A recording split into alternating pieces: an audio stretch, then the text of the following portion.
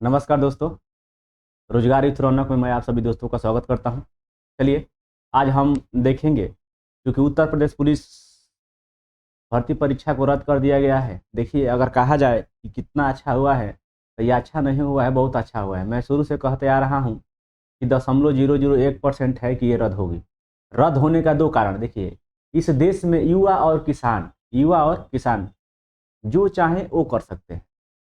ठीक है, सरकार क्या है, चुनाव को देखते हुए सरकार ने देखा, मान लीजिए कि 50 लाख लोग फॉर्म भरे हैं तो एक लड़के के पास कम से कम 5 वोट है। ये सरकार की बहुत बड़ी रणनीति है। ठीक है, यही मैं कहूँ, आरओ और एआरओ में संख्या कम थी तो उसका साल भर पकड़ा भी गया, पेपर रद्द भी नहीं हुआ। इसका कारण क्या था? 10,000 वैकेंसी आई थी यूपीएसआई की। ठीक है, उसमें भी पेपर लीक हुआ था, लेकिन उसको रद्द करने का कारण क्या था? सॉरी, रद्द न करने का कारण क्या था? रद्द नहीं हुआ।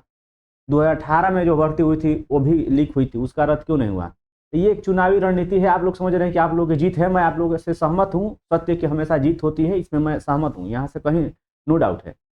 लेकिन अब ये देखना है कि क्या सरकार सच में 6 महीने के अंदर भर्ती करा लेती है। अगर करा लेती है तब तो ठीक है, अन्यथा 6 महीना जो आपको टाइम मिल गया है।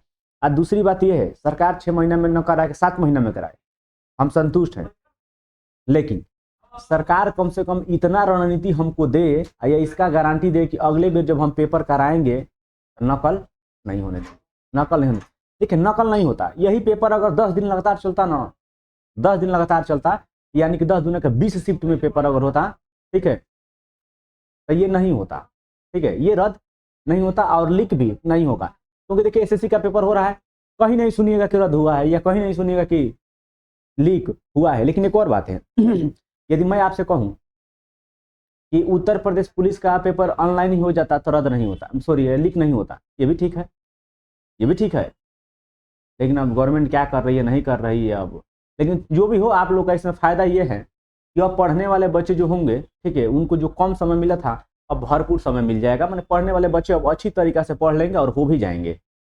आज से और अभी से अपना तैयारी लगे रहिए। जीएस में जिनका पोर्शन खराब चल रहा था, जिनका पोर्शन कम मतलब नंबर उठा था, उनके लिए हम डेली पढ़ाएंगे। देखिए, पढ़ाने का जरिया क्या है, तो हम एनसीईआरटी पढ़ाएंगे। क्या पढ़ाएंगे बाबू? एनसीईआरटी होता है। एनसीईआरटी अगर हम पढ़ाएंगे तो ध्यान दीजिएगा, 6 से लेकर पूरा 12 तक पढ़ाएंगे। 6 से लेकर पूरा 12 तक पढ़ाएंगे। इसमें क्या क्या पढ़ाएंगे? इतिहास पढ़ा देंगे, भूगोल पढ़ा देंगे, राजनीति, ये तीनों। 9th में जब आप लोग आइएगा तो इकोनॉमिक्स आ जाएगा वहाँ। ठीक है, माने पूरा का पूरा आपको एनसीईआरटी पढ़ा देंगे। देखिए, एनसीईआरटी एक ऐसी किताब है, इससे बाहर कभी भी कोई भी एग्जाम बाहर नहीं जाता है। आप फॉलो हमेशा एनसीईआरटी को करता है। एक बार पेट में पूछ लिया था कि गांधी जी ने लंगोट पहनना कब से चालू किया था, तो सभी लोग पगला गए थे कि कहाँ से पूछ रहे थे। सुनिए, वो पूछ एनसीईआरटी से ही रहा है और एनसीईआरटी में दिया भी है। जब आगे पढ़ेंगे तो पता चलेगा। आज हम पढ़ा रहे हैं पॉलिटी। आज हम क्या पढ़ा रहे हैं? पॉलिटी।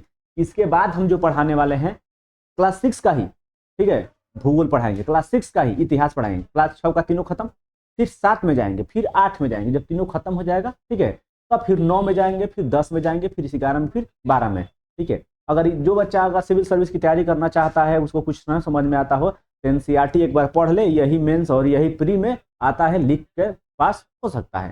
चलिए, अब समय न लेते हुए कुछ चैप्टर, ये क्योंकि पॉलिटी है तो देख लेंगे। देखिए, प्रश्न नंबर 1 कह रहा है कि विविधता की समझ। माने विविधता क्या होती है? विविधता का मतलब क्या होता है? विभिन्न तरह के लोग। हमारे यहाँ विभिन्न तरह के लोग हैं, विभिन्न तरह के धर्म को मानने वाले होते हैं, विभिन्न तरह के भाषा बोलने वाले होते हैं, यही को विभिन्नता कहते हैं। ठीक है, क्या कहते हैं? विभिन्नता। कह रहे कि विविधता है वो भेदभाव।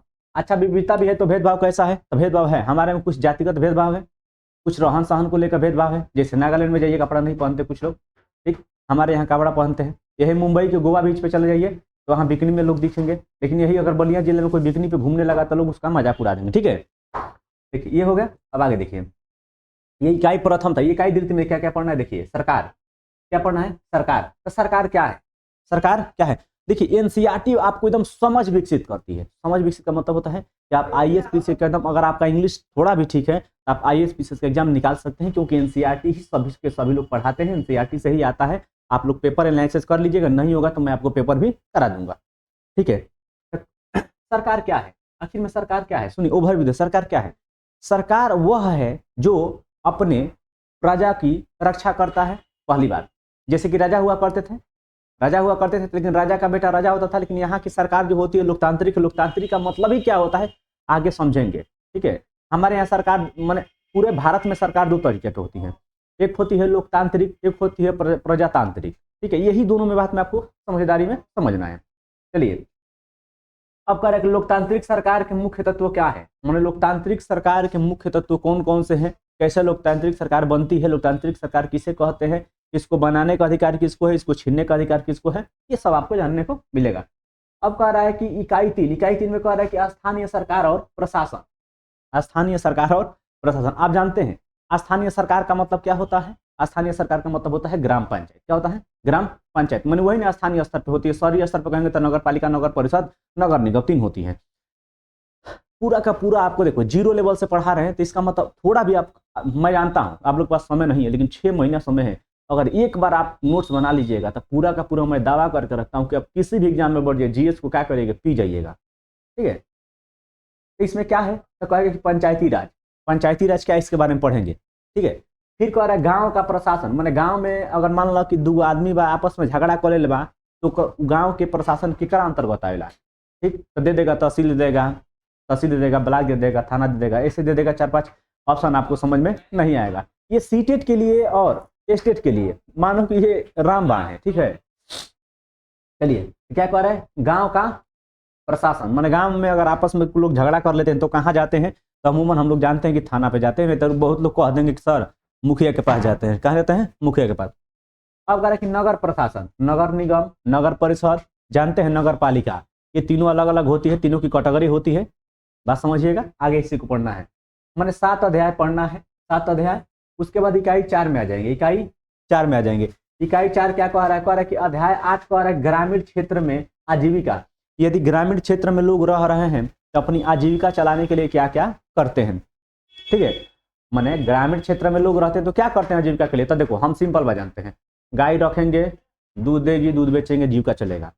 बकरी रखेंगे, बकरी चराएंगे, बकरी का बच्चा होगा उसको भी बेचे उचेंगे, जीविका चलेगा। खेत में अनाज बोएंगे, उसको खाएंगे, उसका जीविका चलेगा। किसी का आय पूर्ण करेंगे तो जीविका चलेगा। गांव का यही होता है, गांव में इससे ज़्यादा आप कुछ नहीं कर सकते। ऐसा नहीं गांव में कोई फैक्ट्री है पतल बनाने की तो पतल बना रहे हैं, ठीक है। मोबाइल की कोई फैक्ट्री है, सैमसंग वोडाफोन वहाँ के खोली बनाएंगे, नहीं।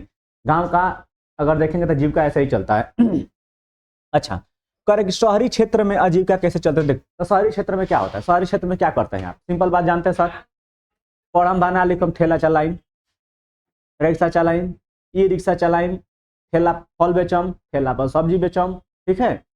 शहर के काम है। नहीं तो कोई अच्छी सी दुकान खोल लेंगे कंप्यूटर की, नहीं तो क्या कंप्यूटर पढ़ाने वाला खोल लेंगे, मैंने वगैरह वगैरह काम शहर में बहुत सारा है, आप लोग शहर में जानते हैं, शहर में घूम लेंगे, ठीक है। तो ये 2 चैप्टर बहुत ज़्यादा आपके हेल्पफुल नहीं है, मेंस के लिए आता है। क्या आता है, मेंस। जब मेंस आप लिखेंगे ना तब इसके लिए आता है, ठीक है। मेंस के लिए आप इसको एलिजिबल मानिए। अगर जो लड़का पढ़ लिया तो प्री और मेंस मैं लिख के देता हूँ कि यहाँ से उसका एकदम बढ़िया से हो जाएगा, क्योंकि पढ़ाना के तरीका ये अलग। देखिए हम पढ़े हैं, आप लोग एक बार पढ़ेंगे, इसको हम कई बार पढ़े, ठीक है। अब अध्याय 1 पे चलेंगे, कहाँ चलेंगे अब, अध्याय 1 पे, ठीक है। चलिए अध्याय 1 पे चलेंगे, तो इस बात को ध्यान दीजिएगा, क्योंकि अब मोटर चल रहा है तो मोटर 10 मिनट चलेगा। 10 मिनट अगर मोटर चलेगा तो 10 मिनट में थोड़ा हो सकता है आवाज़ फैक्चुअल हो, आवाज़ थोड़ा इधर उधर आ सकता है, तो इसमें बहुत ज़्यादा टेंशन नहीं लेना है। चलिए अध्याय कार्य की विविधता, क्या है, विविधता की समझ। आखिर में विविधता की समझ क्या है, तो देखिए जो चित्र बने हैं, 2-3 चित्र बने हैं, ऐसे जब किताब में आप जाइएगा तो ऐसे ही आपको एनसीईआरटी में चित्र बने हुए दिखाई देंगे। यह विविधता क्या होती है, देखिए विविधता में बहुत सारा हो जाएगा लड़का और लड़की, खासतौर पर देखा जाए तो लड़का और लड़की। अगर कभी लड़की गिर जाती है, अगर कहीं लड़की गिर जाती है तो लड़की रोने लगती है, तो कहती है कि ओहो लड़की तो रोने का एक बहाना है, लड़की नौटंकी होती है। लेकिन यही कभी लड़का गिर जाता है तो कहते हैं कि ओहो लड़का गिर गया है, अरे तू तो भगवान, तू गिरेगा, तू तो बहादुर है, तुझे गिरना नहीं चाहिए, तुझे गिरना नहीं चाहिए, ठीक है। इस बात को ध्यान आपको देना है। चलिए अब मोटर चल रहा है, बस थोड़ा देखिए मोटर चल रहा है तो थोड़ा सा दिक्कत होगा आपको, मैं कह रहा हूँ आवाज में थोड़ा सा घनघनाहट आ सकती है, लेकिन कुछ देर के बाद ठीक हो जाएगा। ये दोनों पता तो नहीं ना, देखिए ये इस कहानी में कुछ लोगों की बात कही जाती है, कुछ लोगों की बात कही जाती है, वो आपस में बात करते समय वो कहते हैं कि क्या तुम्हें पता है समीर का अर्थ क्या है? आपस में जब लोग बात करते हैं तो कहते हैं क्या तुम्हें पता है कि समीर का अर्थ क्या है? तो दूसरा कहता है कि हवा, पवन और पवन पुत्र कौन है जानते हैं? ठीक है, आपस में जब वार्तालाप करते हैं तो कहते हैं समीर का मतलब क्या होता है जानते हैं? तो बताता है कि क्या है, तो कहेगा कि हवा है, पवन है और पवन पुत्र है। यहाँ हिंदी का आपका भी क्या हो जा रहा है, ये पर्यायवाची, हिंदी का पर्यायवाची भी कवर हो जा रहा है। ठीक, चलिए, तो कहते हैं कि हनुमान क्या है? हनुमान, तो हनुमान कौन है इनके बारे में जानने के लिए वापस में क्या करते हैं, वार्तालाप करते हैं। ठीक है, देखिए असली आपका चैप्टर यहाँ से चालू होने वाला है। असली कहाँ से चालू होने वाला है? यहाँ से। देखो, कह रहा है कि गरीबी और अमीरी विविधता का रूप नहीं है। कह रहा है कि गरीबी और अमीरी दोनों अगर मिला लें तो विविधता का रूप नहीं। विविधता का रूप क्या होना चाहिए?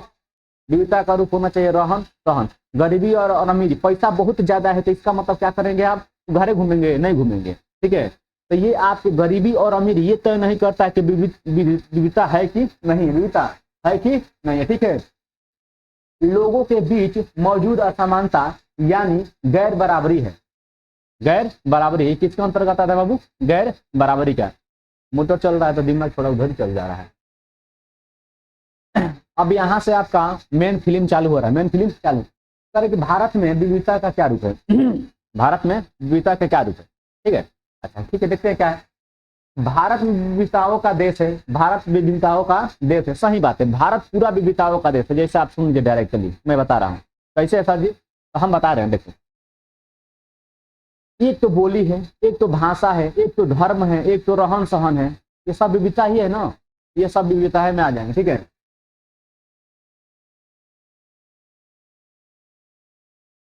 सर ये नहीं पढ़ना है ना रे बाबू, ये सब नहीं पढ़ना है।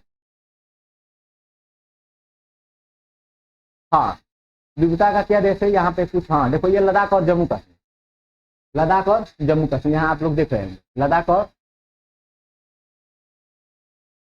लद्दाख और जम्मू कश्मीर। लद्दाख और जम्मू कश्मीर की कहानी बताई जाती है। लद्दाख और जम्मू कश्मीर की कहानी बताई जाती है कि यहाँ के लोग बहुत ठंडे प्रदेश में रहते हैं। यहाँ पे बहुत ठंडी पड़ती है, इसलिए खास किस्म की एक पश्मीना शाल बनाते हैं कि बकरी पालते हैं और उसके बाल से क्या बनाते हैं? पश्मीना शाल। तो ये हो गई विविधता, ये हो गई विविधता। जैसे कह रहा है कि यहाँ के लोग एक खास किस्म की बकरी पालते हैं जिससे पश्मीना ऊन मिलता है। कौन सा ऊन मिलता है? पश्मीना ऊन।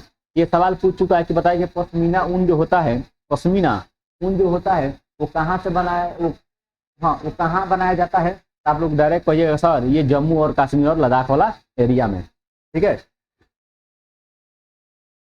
कह रहे कि यहाँ के लोग दूध से बने पदार्थ जैसे मक्खन, चीज, खास तरह के छेना एवं मांस खाते हैं। हर एक परिवार के पास कुछ गाय और बकरी और याक है। गाय और बकरी और याक है, ये विविधता है। कहेंगे सर ये क्यों बता रहे थे? कहानी है, सुनते रहिए, आपके एग्जाम में नहीं आने वाला है। आपके एग्जाम में जो आने वाला होगा मैं बता दूंगा, उसके नोट डाउन करिए, तो मेन सोर्स लिखने के लिए काम में आता है। हाँ, यहाँ देखिए, अब कुछ बता रहे केरल के जैसे, केरल भारत के दक्षिणी है। केरल भारत के दक्षिणी ओर है। सबसे पहले केरल के कालीकट बंदरगाह पर वास्को डी गामा आया था। वास्को डी गामा एक पुर्तगाली यात्री आया था। यहाँ के लोग मछली पकड़ने के लिए एक नाव का प्रयोग करते हैं। वही नाव को आपको दिखाना। देखिए ये बता चुके हैं, क्या बता चुके हैं कि सबसे पहले अरबी एवं यहूदी व्यापारी केरल आए। हाँ, तो लिखिए कि सबसे पहले कौन कौन आए? तो कहिएगा सर अरबी आए और कौन आए? यहूदी आए। अरबी और यहूदी आए।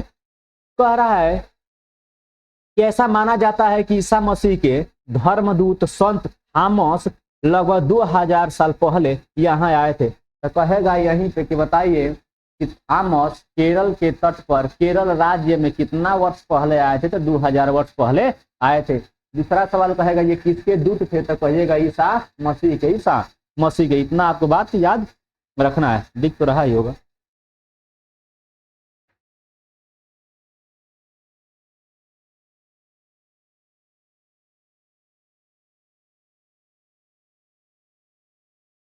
हाँ, चलिए अब दिख रहा है। ठीक है, कह रहे कि भारत में ईसाई धर्म लाने का श्रेय उन्हीं को जाता है। किसको? थॉमस। किसको जाता है?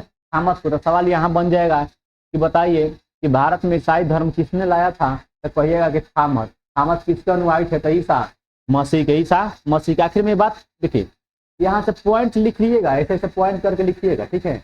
पॉइंट बना बना के आप लिखेंगे तो आपका काम बनता रहेगा। नहीं तो देखिए, अगर ये सोचेंगे तो इसका पूरा हम मतलब पूरा लिख के जगह रखें वो भी हम आपको दे देंगे, लेकिन पहले समझ विकसित करिए, ठीक है। समझ कह रहा है कि अरब से कोई व्यापारी यहाँ आकर बस गए। इब्न बतूता ने जो करीब 700 साल पहले यहाँ आए, अपने यात्रा वृत्तांत में मुसलमानों के जीवन का विवरण देते हुए लिखा है कि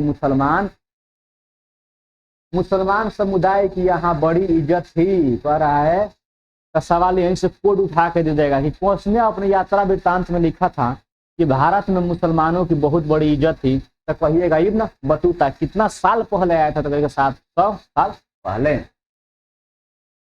कह रहा है देखिए, ये मछली पकड़ने का ये नौका होता है। देखें, ये मछली ऐसे पकड़ाता है गाँव में, मतलब देखेंगे कहीं मछली पकड़ने का ऊपर से ऐसे डाल के रह जाएंगे। कह रहा है देखिए, कह रहा है कि वास्को डी गामा पानी के जहाज से यहाँ पहुंचे तो पुर्तगालियों ने यूरोप से भारत तक समुद्री रास्ता जाना।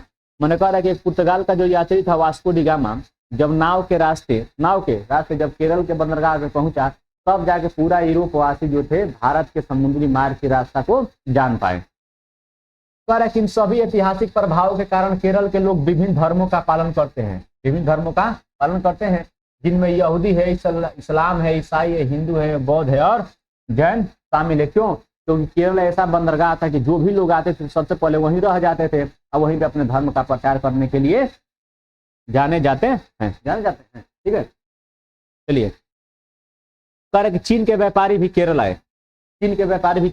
आए। यहाँ पर मछली पकड़ने के लिए जो जाल इस्तेमाल किए जाते हैं वे चीनी जालों से हूबहू मिलते हैं और उन्हें चीना वाला कहते हैं। तो कहेगा कि बताइए, केरल में जो मछली पकड़ने के लिए जाल प्रयोग की जाती है उसे अन्य किस नाम से जानते हैं? तो कहेंगे चीना वाला। आइए देख बबुआ, यही जो होता है ना, देखिए ये हम दूसरे फॉर्मेट में ले जाके पढ़ा रहे हैं, इसलिए थोड़ा कलम यहाँ नहीं चलती है, ठीक है। इस यहाँ पढ़ाने का मेन मकसद है कि आपको बड़ा बड़ा कम से कम दिखे, आपको दिखे। हाँ सुनिए, अब कहने का तात्पर्य ये है, सवाल इसी से उठा के देता है। आप लोग कहते कहाँ से दे दिया है? अरे कहाँ से देगा रे बुर्बक, यही जैसा न देगा, कहाँ से देगा बताओ। अभी कह देगा कि चीन वाला क्या है, कह देगा जाल हेन तेन फलाना ठेकाना। आप क्या मारेंगे? जाल मारिएगा? किसी का दिमाग ही नहीं जाएगा जाल पे, ठीक।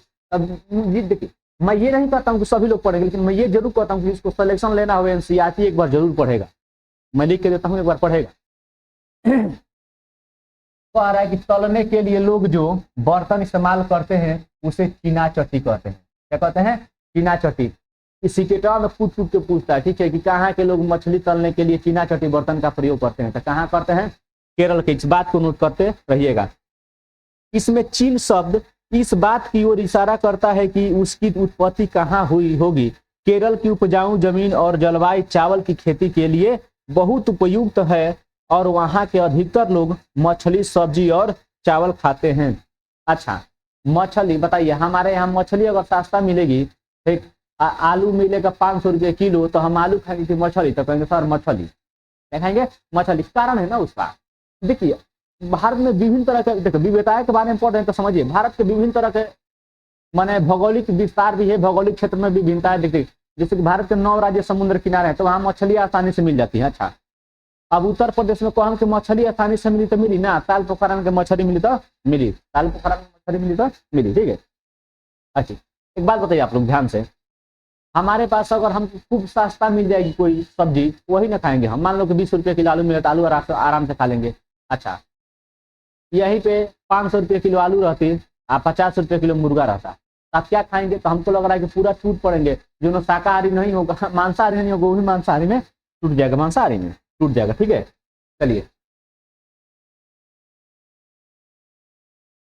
हाँ अब शायद आप लोगों का आवाज़ ठीक जा रहा होगा, क्योंकि वो मोटर महाराज बंद हो गए और आवाज़ ठीक से जा रही है, ठीक है। देखिएगा, कह रहे कि जवाहरलाल नेहरू ने अपनी किताब भारत की खोज, डिस्कवरी ऑफ इंडिया, तो पंडित जवाहरलाल नेहरू की किताब का क्या नाम है? तो कहेंगे सर डिस्कवरी ऑफ इंडिया या भारत की खोज। सवाल बना तो लिख लीजिए, यहाँ पे एक सवाल आपका बन गया एनसीईआरटी में। हम कह नहीं रहे हैं, 8 क्लास 8 तक से एनसीईआरटी पढ़ी ना केवल आप लोग, उसके बाद देखिएगा आपका नॉलेज यहाँ था यहाँ हो जाएगा। मैं जानता हूँ यार, देखिए मैं आपको जीएस पढ़ा रहा हूँ तो अपना अनुभव, जितने भी यूट्यूब पे टीचर हैं, चाहे पेड पढ़ाएं चाहे कुछ भी पढ़ाएं, यही एनसीईआरटी में से थोड़ा उठा के रख लेंगे और वही आपको देंगे, कहेंगे बाप रे बाप बहुत जीएस है। लेकिन नहीं, मैं आपको इसलिए पूरा किताब पढ़ा रहा हूँ, बहुत टाइम लगता है, पढ़िए 2 बार, जो अच्छा है उसको खाँचिए, उसको फोटो खींचिए, उसको स्कैन करके बढ़िया से बनाइए, ठीक है, तब तो जाके आपके यहाँ हम ला कर देते हैं। मैं कह रहा हूँ कहानी की तरह पढ़िए, समझ विकसित करिए, रटने वाला आप जमाना नहीं है, लेकिन मैं टू दी पॉइंट दे दूंगा, टू दी पॉइंट मैं दे दूंगा तो आपको याद करने में बड़ा मुश्किल होता है। मैं जानता हूँ याद भी करेंगे तो भूल जाएंगे, लेकिन कहानी यही, बचपन में बाबा दादा कहानी सुना देते थे तो क्या करते थे हम लोग, वो कथा आज भी हमें याद है, आज भी हमें कथा याद है जो सुनाते हैं। और इन्होंने अपने किताब में बस इतना मतलब यही पढ़ना है आपको, पढ़ना पूरा है लेकिन जो खांचे उतना उतना ही लिखना। कह रहा है कि भारतीय एकता कोई बाहर से थोपी हुई चीज नहीं है, बल्कि यह बहुत ही गहरी है, जिसके अंदर अलग अलग तरह के विश्वास और प्रथाओं को स्वीकार करने का भावना है। इसमें विविधता को पहचाना और प्रोत्साहित किया जाता है। यहाँ नेहरू ही थे जिन्होंने भारत की विविधता का वर्णन करते हुए कहा है कि अनेकता में एकता का विचार हमें दिया। तो कहेगा कि एकता में अनेकता का विचार किसने दिया, तो याद रखिएगा अनेकता में जो एकता का विचार जो दिए थे वो हमारे दिए थे पंडित जवाहरलाल नेहरू। ऐसे ही दे देगा क्वेश्चन बना के बताइए कि अनेकता में एकता का विचार किसका देन है, पंडित जवाहरलाल नेहरू, डॉक्टर राजेंद्र प्रसाद, गांधी जी। 4 ऑप्शन दे देगा, कहेंगे कि ऐसा तो सुने ही नहीं थे, तो सुनो बबुआ, सुनेंगे नहीं तो नहीं सुनेंगे, सुनिए। अब हमारे जानते हैं कि रविंद्रनाथ टैगोर जी कौन है, रविंद्रनाथ टैगोर जी हमारे गुरु जी जलियांवाला बाग हत्याकांड के समय अपना ये इन्होंने सर की उपाधि क्या कर दी थी, लौटा दिया था, ठीक है। जब लोगों ने अपना कपड़ा जलाना स्टार्ट कर दिया था, जब लोग कपड़ा जलाना स्टार्ट कर दिए तो इन्होंने उसको निष्ठुर अपराध बताया था। सुनिए, रविंद्रनाथ टैगोर द्वारा रचित हमारा राष्ट्रीय गान भी भारतीय एकता की ही एक अभिव्यक्ति है। राष्ट्रीय गान किस तरह से एकता का वर्णन करता है, इसे अपने शब्दों में लिखिए, तो आप लोग लिख लीजिएगा। क्योंकि राष्ट्रगान जब गाया जाता है तो चाहे हिंदू हो, चाहे मुस्लिम हो, चाहे सिख हो, चाहे ईसाई हो, चाहे जैन हो, चाहे बौद्ध हो, सारे के सारे लोग खड़ा होके और उसे एक अच्छे वे में गाते हैं, क्योंकि इनका ही लिखा हुआ राष्ट्रीय गान बांग्लादेश में भी राष्ट्रीय गान है, बांग्लादेश का राष्ट्रीय गान है। अब अध्याय 2 में चलेंगे, विविधता समझ लिए। कह रहा है कि विविधता एवं भेदभाव, आखिर में विविधता और भेदभाव क्या है, यही समझना है कि विविधता और भेदभाव क्या है। देखिए यहाँ देखिए कुछ चित्र आपको दिख रहा होगा, कुछ चित्र आपको दिख रहा होगा, मैंने भेदभाव कैसे किया जाता है। जैसे लड़कियां घर के काम के लिए बनी है, लड़के बाहर के लिए बने हैं। लड़कियां घर से घूम जाएगी तो इज्जत खराब हो जाएगा, लड़के दिन रात मुंह मार के कहीं से आएंगे तो उनका इज्जत नहीं खराब होगा। ये बहुत बड़ी विडंबना है, भारत देश की बहुत बड़ी विडंबना है। मैं कहता हूँ कि लोग अपने बच्चे को ही अगर समझा दे, अपने लड़के को समझा दे, तो आम आए दिन आते हुए देखेंगे कि रोड पे बहू बेटियां कोई छेड़ेगा नहीं। छेड़ने वाला कौन होता है, हम और आप में से ही कोई लड़का रहता है। यदि माँ बाप हमें अच्छे संस्कार दिए होते तो हमको नहीं लगता है कि कोई भी लड़की का रेप, कोई भी लड़की का बलात्कार, कोई भी लड़की का किडनैप होता। इसका मतलब कि आप अपने बेटे को ही अच्छे से नहीं परवरिश देते हैं और सोचते हैं कि आपकी लड़की सुरक्षित रहे, तो ये संभव नहीं है। सबसे पहले आपको एक ही काम करना होगा कि आप अपने बच्चे को कहिए, ठीक, बच्चे को अच्छे संस्कार दीजिए, ताकि रोड पे चलते हुए ना किसी को छेड़े ना किसी को बोले, तो सारी लड़कियां अपने आप स्वतंत्र हो जाएगी, सारी लड़कियां बाहर निकलने लगेगी। लेकिन ऐसा नहीं है, ऐसा नहीं है। यही भेदभाव के बारे में पढ़ना है। लड़का गिर गया तो तुम बहादुर हो तो तुम उठ जाओ, लड़के रोते नहीं हैं, और लड़कियां गिर जाए तो कोई दिक्कत नहीं, लड़कियां नखड़ा होती हैं। ये बात बोला गया है, यही भेदभाव के बारे में आपको पढ़ना है। कह रहा है कि इनमें से कुछ कथन ग्रामीण लोगों का अज्ञानी की तरह देखते हैं, जबकि शहर में रहने वाले लोगों को आलसी एवं सिर्फ पैसे से सरोकार रखने वालों की तरह देखते हैं। जैसे कभी कभी आप लोग जाइएगा रोड पे, कभी झगड़ा हो जाएगा तो शहर के लोग ऐसे देख के निकल जाएंगे, तो कहते हैं कि शहर वाले मतलबी होते हैं, नाम सुने हैं ना। अच्छा, कभी कभी ऐसा भी होता है बाबू के गाँव में अगर बिना मतलब के झगड़ा तारा से नहीं खे, आज केहू तारा के आके मारा था, तो गाँव के ऑटोमेटिक लोग टूटी आ तारा के का करे, चिपरी काने पाथ दी, बुढ़िया मर गोल 10 अंगुरिया दे गोल, ऐसे कर देगा, ठीक है। कर जब हम किसी के बारे में पहले से कोई राय बना लेते हैं तो उसे हम अपने दिमाग में बिठा लेते हैं तो वह पूर्वाग्रह का रूप ले लेती है। मैंने कह रहा है कि हम पहले से ही दिमाग में बैठा लिए हैं, ठीक है। कि लड़के गिरते हैं तो रोते नहीं हैं, रोती कौन है? लड़कियां है। इसको क्या बना लेते हैं? इसको हम पूर्वाग्रह बना लिए हैं। क्या बना लिए हैं? पूर्वाग्रह। कि लड़के घर में खाना नहीं बनाते हैं, कौन बनाती है? लड़कियां बनाती है। क्या है हमारा ये? पूर्वाग्रह है, ठीक है। कह रहा है कि ज्यादातर यह राय नकारात्मक होती है। सही बात है, नकारात्मक क्यों नहीं होगी? दिन रात क्यों लड़का मोबाइल चलावता? यही उत्तर प्रदेश पुलिस की भर्ती की बात कर ले। दिन रात लड़का घूमता, पढ़ ले गहू अक्षर नहीं खे, आ ओकरा लगे चीटवा मिल गइल बा, चीटवा मिल गइल बा, आ पास हो जाई। आ पहले से लोग कहत हो पढ़ेला कि पास होई, पास होइए ना सकेला। तो पूर्वाग्रह हमेशा ही गलत हो सकता है, ठीक है। कह रहे कि जैसा कि कथनों में दिया गया है, लोगों को आलसी या कंजूस मानना भी पूर्वाग्रह है। मान लीजिए कि हमारे पास 10 रुपया है, समझिए दिमाग से, हमारे पास 10 रुपया है, आप हमारे दोस्त हैं, साथ में जा रहे हैं, तो आपने कहा कि थोड़ा हमको मोमो खिलाइए, हम मोमो नहीं खिला रहे हैं, तो आप क्या कहेंगे? बड़ी बहुत कंजूस है। लेकिन मान लीजिए कि वही 10 रुपया हमको किसी और काम के लिए रखा गया है, तो ये जो दिल की बात है वो मैं नहीं जानता हूँ कि किस लिए रखे हैं, लेकिन आप उसमें क्या कह देंगे? डायरेक्ट कह देंगे कि नहीं सर आप कंजूस हैं। ये क्या हो जाएगा? पूर्वाग्रह गलत हो जाएगा। जैसे लड़का और लड़की में भेदभाव, लड़का और लड़की में भेदभाव, जैसे समाज में लड़के और लड़कियां में कई तरह से भेदभाव किया जाता है, हम सभी इस भेदभाव से परिचित है। एक लड़का लड़की होने का अर्थ क्या होता है? आप में से कई लोग कहेंगे हम लड़के या लड़की की तरह जन्म लेते हैं, ठीक। कह रहा है कि कहेंगे कि हम लड़के या लड़की की तरह जन्म लेते हैं, यह तो ऐसे ही होता है, इसमें सोचने वाली क्या बात है। आइए देखें कि क्या क्या सच्चाई है। कहेंगे सर ये क्या लिखवा रहे हैं? नहीं नहीं, जहाँ कहेंगे लिखने के लिए वो लिखना। 2 घंटा में आपकी ज़िंदगी नहीं ना ले लेंगे हम, 2 घंटा बहुत टाइम है। एक बार मेरे कहने से समझ विकसित करिए आप। कह रहा है कि रूढ़िबद्धता धारणाएं बनाना। रूढ़िबद्धता क्या होती है? पुरानी सोच वाले। जैसे अभी 2-4 बात बता दिए कि लड़के रोते नहीं हैं, लड़कियां रोती हैं, लड़कियां खाना बनाती हैं, लड़कियां खिलौने से खेलती हैं, लड़के खिलौने से नहीं खेलते। यही तो रूढ़िबद्धता है, और क्या है, ठीक है। जैसे कह रहा है कि उनके बारे में पक्की धारणा बना लेते हैं तो उसे रूढ़िबद्धता धारणा कहते हैं। मैंने पहले से ही कोई जैसे हम किसी खास देश धर्म लिंग के होने के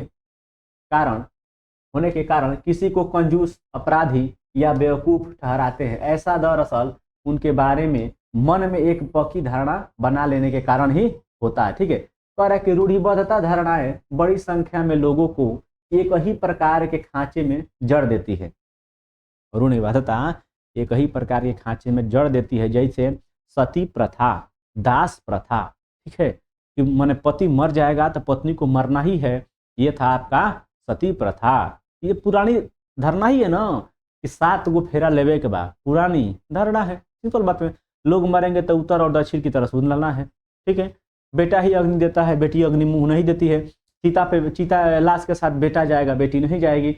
सिंपल सी बात है यार, इसको सोचिए, ये किसने बनाया है? कभी आप दिमाग लगाइएगा, किसने बनाया है, ये किसने लिखा है, ये कैसी धारणा है? आखिर में हम शिक्षित हैं, इस शिक्षा के बारे में समझिए, शिक्षा होने का प्रमाण दीजिए कि आप शिक्षित हैं, ठीक है। जैसे देखिए कह रहा है कि माना जाता था कि हवाई जहाज उड़ाने का काम लड़कियां नहीं कर सकती हैं। कुछ दिन पहले सेना में लड़कियां भर्ती नहीं होती थी, कुछ दिन पहले सेना में लड़कियां भर्ती नहीं होती थी, आप लोग भी जानते हैं।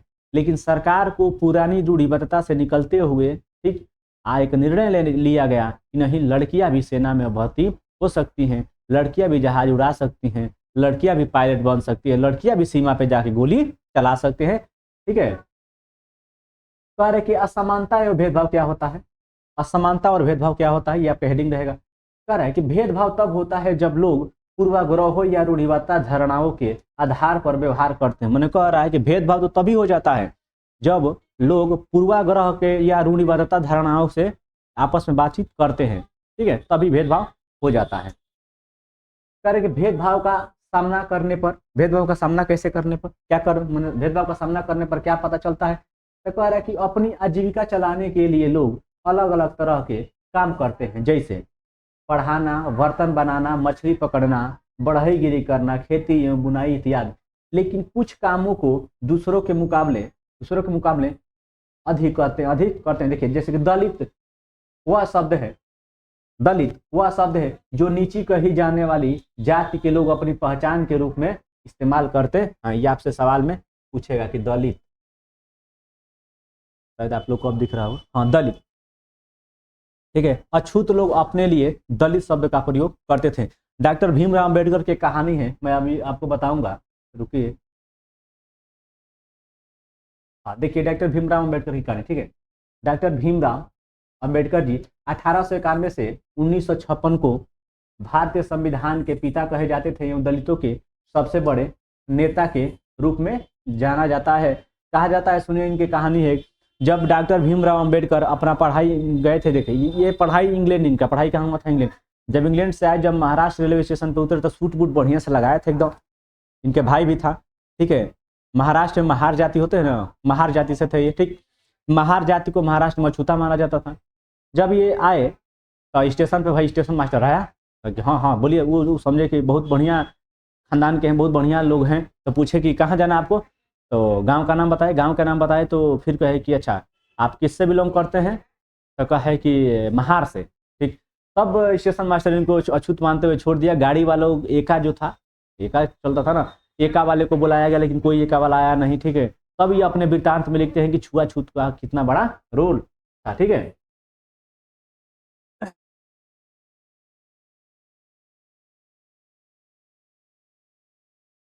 एक और बात था, कह रहा था कि बच्चों को वही काम करना पड़ता था जो वे खुद करते थे और उन्हें गांव के बाहर रहना पड़ता था। मैंने कह रहा है कि बाहर जाति वो जाती थी या छूत जातियाँ वो जातियाँ थी, अगर उनके माँ बाप जो काम करते थे वो उनको भी वही काम करना होता है। और गांव के हमेशा बाहर रहते हैं। आज भी देखिएगा तो हरिजन लोग जो होते हैं, हरिजन लोग होते हैं, तो देखिएगा गांव के दक्षिण कहीं किसी भी गांव में देखिएगा तो गांव के दक्षिण ओर भी, गांव के दक्षिण ओर रहते हैं, गांव के दक्षिण ओर रहते हैं। देखिए हम किसी पार्टिकुलर में फंसना नहीं चाहते हैं, क्योंकि हरिजन शब्द लिए हैं तो देखिए हरिजन न लेंगे तो डायरेक्ट चमार भी लेना पड़ेगा मुझे। इससे अच्छा है कि आप दलित शब्द ही प्रयोग करिए, ठीक है। चलिए कह रहा है कि अंबेडकर अपनी जाति के पहले व्यक्ति थे जिसने अपनी कॉलेज की पढ़ाई पूरी करने के और वकील बनने के लिए इंग्लैंड गए थे। कहाँ गए थे? इंग्लैंड। तो कहेगा कि भीमराव अंबेडकर की पढ़ाई कहाँ से पूरी हुई थी, तो क्या कहेंगे आप? इंग्लैंड। क्या कहेंगे? इंग्लैंड, ठीक है।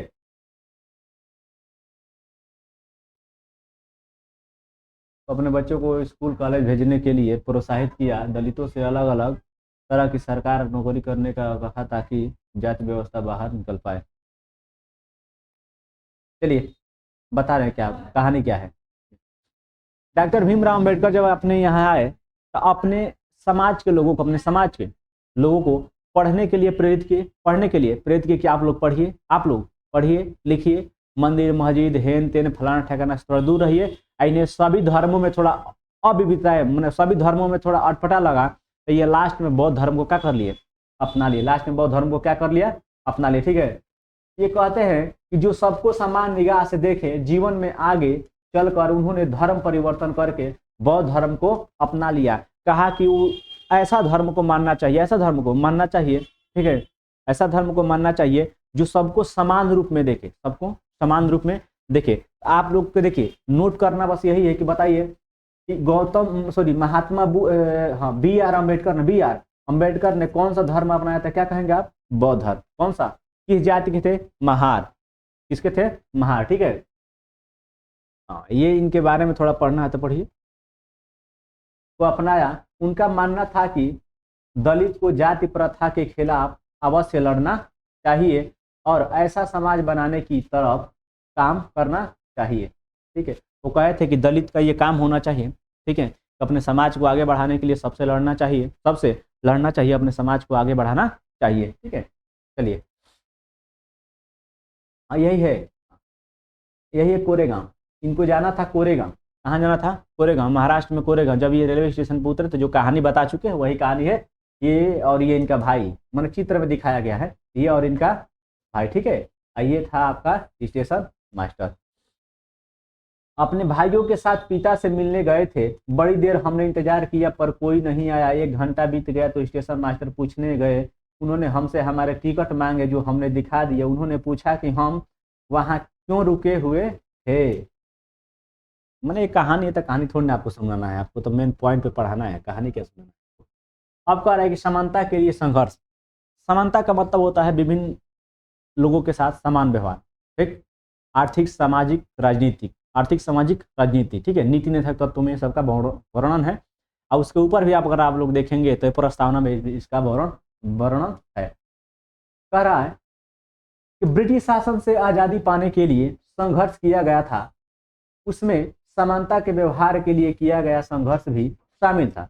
दलितों, औरतों, जनजातीय लोगों और किसानों ने अपने जीवन में जिस गैर बराबरी का अनुभव किया, उसके खिलाफ उन्होंने लड़ाई लड़ी। कह रहे कि जब अंग्रेजों के खिलाफ हमने लड़ा तो उसमें समानता का मुख्य रूप से भाव था। समानता का मुख्य रूप से भाव है, चाहे लड़का हो, चाहे लड़की हो, चाहे किसान हो, चाहे दलित हो, ठीक है।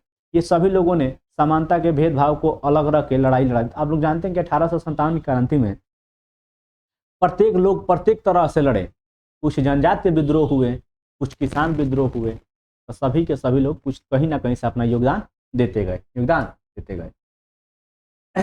कह रहे कि उन्होंने जोर दिया कि सरकार सभी धर्मों को बराबर मानेगी, सरकार सभी धर्मों को बराबर मानेगी। भारत एक धर्मनिरपेक्ष देश है।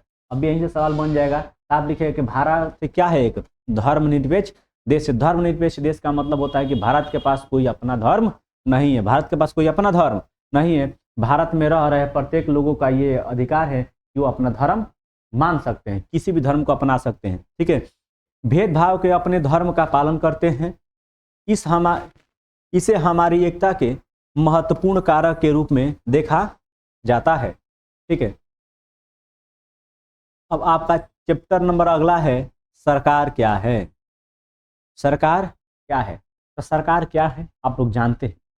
सरकार दो तरीके से होती, कहे तो सरकार तीन तरीके से होती। तीन तरीके से कैसे होती है सर, तो देखिए, एक होती है मान लीजिए कि केंद्र में, एक होती है राज्य में, एक होता है अगर ग्राम स्तर है तो ग्राम में, अगर शहर स्तर है तो नगर निगम में, नगर परिषद में, नगर पालिका में। लेकिन इसमें भी सरकार दो रूप में होती है। किस किस रूप में होती है सर, एक होता है लोकतांत्रिक, ठीक है। लोकतांत्रिक का मतलब होता है लोगों का शासन, और एक होता है प्रजातांत्रिक, माने राजा का शासन। नहीं चलता है, बड़ा गजन करता है ये। एक होता है राजा का शासन, राजा का, ठीक है। चलिए इसी के बारे में पढ़ना है। ये कुछ कटिंग है अखबार का, देख लीजिए। कह रहे कि सरकार से कामगारों के अधिकारों की रक्षा की मांग होती है। बाढ़ पीड़ितों के लिए सरकार की ओर से राहत सामग्री मिलती है। प्याज की दर में उछाल, सरकार के प्याज के दाम को कम करना भी होता है। सर्वोच्च न्यायालय के लिए 5 और न्यायाधीश, ठीक है। तो चलिए इसके बारे में आगे पढ़ते हैं कि क्या पढ़ना, क्या क्या पढ़ना है, ठीक है। दिख तो रहा है, हाँ चलिए देखिए। कह रहे कि सरकार के स्तर कितने होते हैं, तो हम जानते हैं। अब आपको पता है कि सरकार कितनी सारी अलग अलग चीज़ों के लिए जिम्मेदार है, तो क्या आप सोच सकते हैं कि सरकार के ये सारे इंतजाम कैसे करती होगी। सर कहानी क्यों बता रहे हैं, टू दी पॉइंट बताइए ना। बाबू टू दी पॉइंट बताने के लिए नहीं है, क्योंकि प्री के साथ साथ मेंस के भी काम में आते हैं, तो ये लिखना भी पड़ता है आपको, ठीक है। जहाँ आपको प्री की अगर आवश्यकता होगी तो मैं उसको ये पूरा अलग अलग नोट करके खुद ही बनाए हैं, उसको आपको दे देंगे PDF, आप लोग नोट कर लीजिएगा, यहाँ भी नोट कर सकते, ठीक है। दरअसल सरकार अलग अलग स्तरों पर काम करती है। जैसे स्थानीय स्तर पर, स्थानीय स्तर पर ग्राम पंचायत होती है, ठीक है। राज्य के स्तर पे, आप राज्य के स्तर पे कौन है, राज्य के स्तर पे मुख्यमंत्री होता है। राष्ट्रीय स्तर पे कौन होता है, प्रधानमंत्री होता है। माने कितना स्तर होता है, तो कहेंगे 3। कितना स्तर होता है, 3। कितना स्तर, 3। ये सवाल हो गया आपका, ठीक है। करके सरकार एवं कानून क्या होता है, सरकार और कानून, सरकार और कानून। कि सरकार कानून बनाती है। सरकार क्या बनाती है, कानून बनाती है। कभी पूछ देगा कानून कौन बनाता है, तो कहेगा सरकार। राज्य में कहेगा तो कहेगा विधानमंडल, केंद्र में कहेगा तो कहेगा कि संसद। कौन करती है, संसद। देश में रहने वाले सभी लोगों को वे कानून मानने होते हैं। सही बात है, सरकार अगर कोई कानून बना देती है तो हमें मानना पड़ता है। जैसे अगर कृषि बिल पे जो कानून बन रहा है, अगर उसमें मानना नहीं होता तो सभी लोग विरोध नहीं करते। सरकार अगर हमें गाड़ी दी है, क्या दी है, गाड़ी चलाने के लिए दी है, तो एक नियम बना दी है कि आप भारत में रह रहे हैं तो आपको DL लेना पड़ेगा, ड्राइवरी लाइसेंस लेना पड़ता है, तो हम लेते हैं। कोई दुकान खोलते हैं तो उसका रजिस्ट्रेशन कराना पड़ेगा, कराते हैं, ठीक है। माने सरकार नियम बनाती ही बनाती है। ठीक है, कह रहे कि सरकार के पास जैसे कानून बनाने की ताकत होती है, वैसे ही यह ताकत भी होती है कि लोगों को कानून बनाने के लिए बाध्य करे। सही बात है, जिस ताकत से सरकार कानून बनाती है उस ताकत से लागू भी करती है। आप नहीं मानेंगे, चालान कटवा देगा, आपकी गाड़ी को पकड़ लेगा तो सीज भी कर सकता है। ठीक है, चलिए अगर एक सरकार के प्रकार, क्या कह रहा है, सरकार के प्रकार कौन कौन होते हैं। देखिए, सरकार को निर्णय लेने और कानूनों का पालन करवाने यानी उन्हें बाध्य बनाने की शक्ति कौन देता है। अरे इसको भी देता है ना, देता है कौन है, तो हम ही लोग देते हैं। कौन देता है, हम लोग। यानी हम सरकार को बनाते ही इसलिए हैं कि वो ऐसा नियम बनाए, ऐसा कानून बनाए जिससे कि अच्छे और सही रूप से हमारा कार्यभार चलता रहे। यानी कौन शक्ति देते हैं, हम। माने भारत अगर लोकतांत्रिक गणराज्य है तो यहाँ पे राजा कौन होता है, तो कहेंगे सर लोगों का प्रतिनिधि ही यहाँ पे राजा होता है। माने लोगों के द्वारा चुना गया प्रतिनिधि ही राजा होता है। ठीक है, चलिए कह रहा कि इस प्रश्न का उत्तर इस बात पर निर्भर करता है कि उस देश में कैसी सरकार है। कैसी सरकार है, सरकार समझ रहे हैं। माने देखो, यदि लोकतांत्रिक है, कौन है, लोकतांत्रिक, तब तो उस पूरा शासन लोगों के हाथ में रहेगा। लेकिन यदि राजा का शासन है, इसका राजा का, यानी प्रजातांत्रिक है, नहीं है, राजातांत्रिक है, तब क्या कहेंगे सर, वहां राजा ही निर्णय लेगा। कौन लेगा, राजा ही निर्णय लेगा। कह रहे कि लोकतंत्र में तो लोग ही सरकार को यह शक्ति देते हैं कि लोग ऐसा चुनाव के माध्यम से करते हैं। माने लोकतंत्र में कौन शक्ति देता है सरकार को बनाने के लिए कानून, तो कहेंगे कि लोग। लोकतंत्र की शक्ति किसमें निहित होती है, तो कहिएगा लोगों में। पहला सवाल यहाँ से आपका बन गया। कह रहा कि वे अपनी पसंद के नेता को वोट देकर चुनते हैं। एक बार चुन लिए जाने के बाद ही यही लोग सरकार बनाते हैं और लोकतंत्र में सरकार को अपने निर्णय में उठाए गए कदमों का आधार प्रदान करते हैं।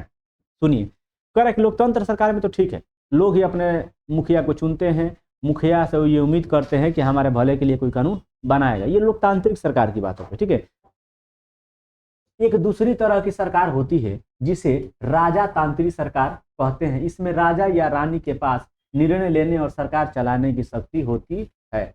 ये हो गया आपका दूसरा सवाल। क्या हो गया, दूसरा सवाल। ठीक है, मैंने राजा तंत्र में साफ सुन लीजिए, राजा तंत्र में निर्णय लेने का राजा या रानी के पास होता है, राजा का लड़का ही राजा होता है। ठीक है,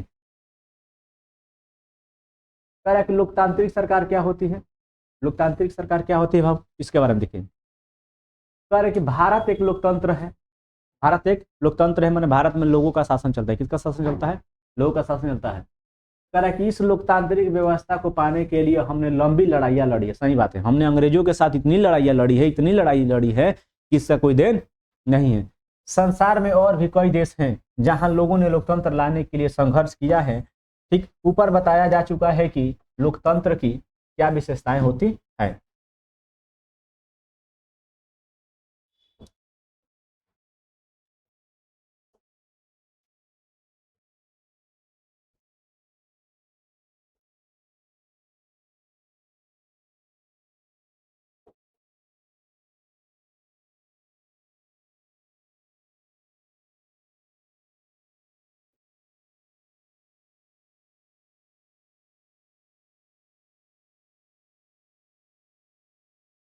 पर रिजेक्ट क्यों नहीं हो रहे हो, जहाज से क्यों हो रहा है?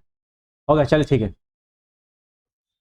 चलिए, हाँ, लोकतंत्र में मूलभूत विचार यह है कि लोग नियमों को बनाने में भागीदार बनकर खुद ही शासन करें। आज के समय में लोकतांत्रिक सरकार को प्राय प्रतिनिधि लोकतंत्र भी कहते हैं। तो कहिएगा कि प्रतिनिधि लोकतंत्र किसे कहते हैं, जहां पर लोकतांत्रिक सरकार हो वहां प्रतिनिधि लोकतंत्र कहते हैं, क्योंकि हमारे द्वारा चुने गए लोग ही जाकर क्या सत्ता में बैठते हैं, यानी वो लोगों का प्रतिनिधित्व करते हैं। जैसे अगर हमारे यहाँ कोई विधायक जीत गया है, जाके विधानमंडल में हमारा ही प्रतिनिधित्व करेगा कि हमारे क्षेत्र में इसकी कमी है, उसकी कमी है, नल नहीं है, रास्ते नहीं है, तो किसका प्रतिनिधि करेगा, आपका प्रतिनिधित्व करेगा। ठीक है,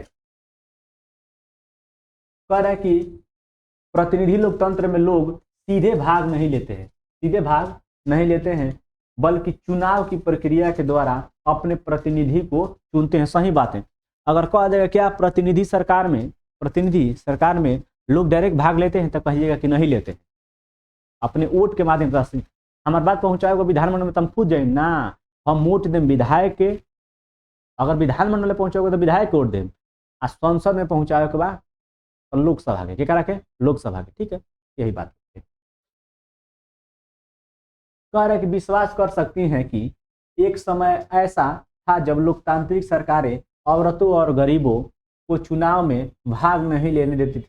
हाँ, ऐसा था एक समय ऐसा भी था कि जब देश हमारा आज़ाद हुआ तो उस समय कुछ सीमित मताधिकार ही लोग वोट देते हैं, जैसे जिनके पास पैसा था वोट देते थे, जिनके पास पैसा नहीं था वोट नहीं देते थे, पढ़े लिखे ही लोग वोट देते थे, जो पढ़े लिखे वो लोग नहीं वोट नहीं देते थे। इसका बहुत भारी भरकम गांधी जी विरोध किए थे, गांधी जी विरोध किए थे और इन्होंने ये बता दिया था कि देखिए जो 18 वर्ष का है वो लोग भारत का नागरिक है और वोट जिसका निर्वाचन सूची में नाम है वोट दे सकता है। इस पे किसी भी विशेष प्रकार की पैसा रुपया धन दौलत से मतलब नहीं होना चाहिए, क्योंकि उसको भी हक है अपने प्रतिनिधि को बुलाने का और प्रतिनिधि को हटाने का। कह रहा है कि अपने शुरुआती दौर में सरकारें केवल उन्हीं पुरुषों को वोट देने देती थी जो पढ़े लिखे थे और जिनके पास अपनी संपत्ति होती थी, जिनके पास अपनी संपत्ति होती थी। दो तो यही हो गया, दो नोट कर ली, ठीक है। कह रहा है इसका मतलब था कि औरत गरीबों और अशिक्षितों को वोट देने का अधिकार नहीं था, वोट देने का अधिकार नहीं था। जनता ने संगठित होकर इस अधिकार की मांग की। गांधी जी समेत कई नेताओं ने इस अन्यायपूर्ण व्यवहार का विरोध किया। उन्होंने भी जोर शोर से यह मांग उठाई कि 1931 में, देखिए यहाँ से सवाल बनेगा, 1931 में यंग इंडिया पत्रिका में लिखते हुए गांधी जी ने कहा था, मैं यह विचार सहन नहीं कर सकता कि जिस आदमी के पास संपत्ति है वह वोट दे सकता है। तो कहेगा कि बताइए कि किस किताब में गांधी जी ने यह कहा था कि जिसके पास संपत्ति है वही वोट दे सकता है। किताब तो बहुत लिखे हैं, सारा किताब आपको दे देगा। कहेगा दूसरा सवाल कि यंग इंडिया जो किताब थी उसका विमोचन कब हुआ था, तो 1931 में। यंग इंडिया किताब किसके ऊपर उल्लेखित है, तो कहिएगा कि वोट देने के अधिकार के ऊपर ये वर्णित है। कर लोकतांत्रिक वह आदमी जिसके पास चरित्र है पर संपत्ति या शिक्षा नहीं है वह वोट नहीं दे सकता है, या जो दिन भर अपना पसीना बहाकर ईमानदारी से काम करता है वह वोट नहीं दे सकता है, क्योंकि उसने गरीबी आदमी होने का क्या किया है, गुनाह किया है। गांधी जी ने कहा है कि दिन रात किसान ही पढ़ा लिखा नहीं है, वो खेत में काम करके हमको सब कुछ देता है, खिलाता है, पिलाता है। इसका मतलब क्या, वो गुनाह कर दिया है। अशिक्षित है तो वोट नहीं दे सकता है, तो वोट दे सकता है, वोट दे सकता है। हाँ, यहाँ देखिए कुछ बातें हैं। महिलाओं द्वारा मताधिकार के लिए किए गए संघर्ष ने प्रथम विश्व युद्ध के दौरान, प्रथम विश्व युद्ध कब हुआ था,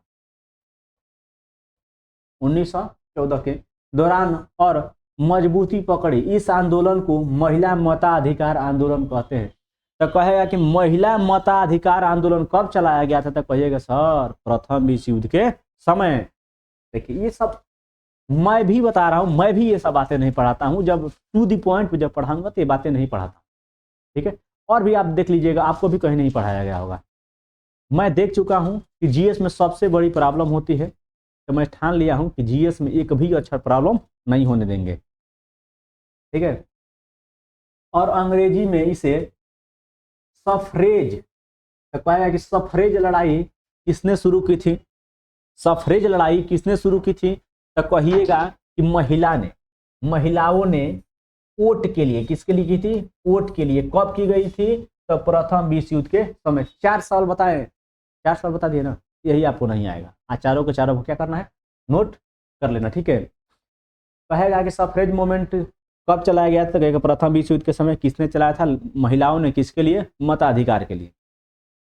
सफरेज का मतलब होता है वोट देने का अधिकार, वोट देने का अधिकार। युद्ध के दौरान बहुत से, हाँ एक कान सुनिए, युद्ध के दौरान बहुत से जब मर्द लोग चले गए थे लड़ने के लिए, तो उस समय मर्दों का जो काम था औरतें करती थी। तो औरत तो अभी आवाज उठाई कि औरत यदि मर्द का काम कर सकती है तो औरत वोट क्यों नहीं दे सकती, औरत वोट क्यों नहीं दे सकती है।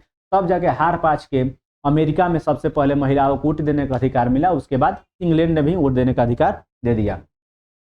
अमेरिका में औरतों को वोट देने का अधिकार 1920 में मिला। नोट करिए, एनसीईआरटी हिला के फेंक देंगे। ठीक, एनसीईआरटी को इतना बारीकी से पढ़े हैं ना, इतना बारीकी से आपके लिए लेके आए हैं। हम आप ही के लिए इतना मेहनत कर रहे हैं, नहीं तो हमको इसकी बहुत ज़्यादा आवश्यकता नहीं है, लेकिन आप लोग पढ़ेंगे तभी कुछ ना कुछ होगा।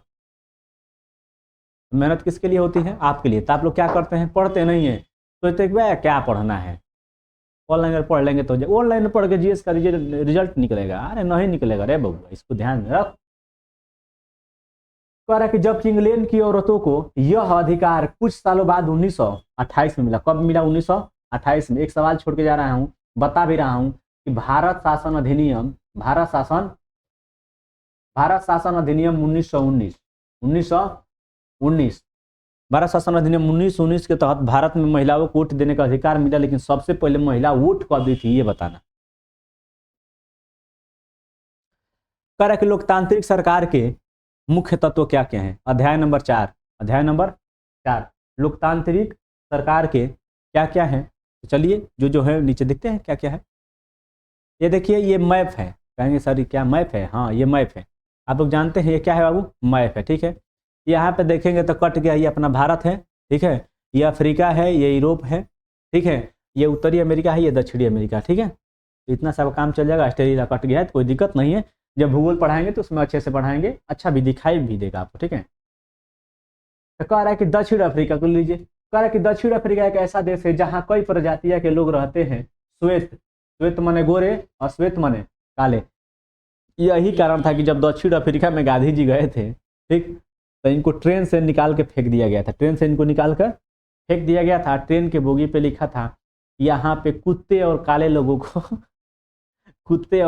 क्या करना है चढ़ना मना है।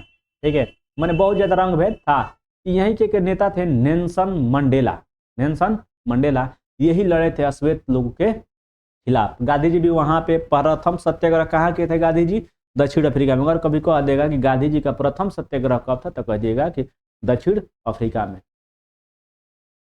कह रहा है काले, अश्वेत मतलब काले, और जिनकी त्वचा का रंग सांवला है जैसे भारतीयों का रंग क्या है? सांवला है। हो सकता है कुछ लोग हम लोगों में गोरे हो जाते हैं, कुछ प्रकृति, जैसे कि जम्मू कश्मीर में देखेंगे कुछ लोग गोरे हो जाते हैं, लेकिन अधिकतर भारतीय कैसे होते हैं? काले। इसीलिए ना कहा जाता है काले हुए तो क्या हुए, दिलवाले हैं। नाम नहीं सुना है क्या? काले हुए तो क्या हुए, दिलवाले हैं। दिलवाले दुल्हनिया ले जाए। माया की माँ ने समझाया कि माया अपनी माँ से पूछती है। एक कहानी है इसमें, कहानी आपको तो पढ़ना नहीं है, समझा दें। माया अपनी माँ से पूछती है कि माँ ये बताओ कि रंग भेद क्या होता है? रंग भेद क्या होता है? तो उसकी माँ एक कहानी बता के पूरी कहानी का विवरण देती है। ठीक है, तो कहती है कि दक्षिण अफ्रीका पहले रंग भेद कानून में शामिल था। रंग भेद का मतलब होता है त्वचा, चमड़ी का रंग के आधार पर भेदभाव करना। दक्षिण अफ्रीका की प्रजातियां इसी आधार पर अलग अलग समूहों में बटी हुई थी, वहां के कानून के हिसाब से।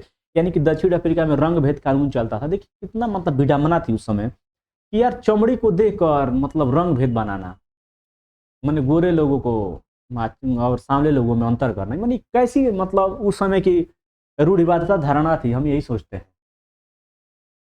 कह रहे कि अश्वेत लोगों को वोट देने की इजाजत नहीं थी। अब देखिए, जिसकी चमड़ी काली थी वो वोट नहीं दे सकता है। बाप कहा है कि जेकर आप वोटवा दावल जो करिया हो जाइए, मैंने क्या है यार। मैंने देखिए, जब एनसीईआरटी आप पढ़ेंगे तो आपका रूह कांप जाएगा। आप रूबरू होंगे अपने वास्तविक जीवन से। आज जो ये मिनी स्कर्ट पहन के घूम रहे हैं ना आप लोग, लग रहा है कि हिप्पी काट के इसे लटका दे रहे हैं, तो वही है। नहीं रे बाबू, ऐसा नहीं है। ये मेरा मार सौदारी कोट पहन के झाड़ा तरह, चाहे तू कुछ एससी बड़ा, एसटी बड़ा, ओबीसी बड़ा, कुछ और उससे मतलब नहीं थे। पहले से था जूता पहन लेवा तो वही जूता से कोई जूता तारा के मार के मुंह फोड़ दिया सब। कह रहा है कि देश की सबसे अच्छी जमीन श्वेत लोगों के पास होती थी। ठीक है, माने जितनी सुविधाएं थी वो सभी श्वेत के पास थी, अश्वेत के पास सुविधा नहीं थी।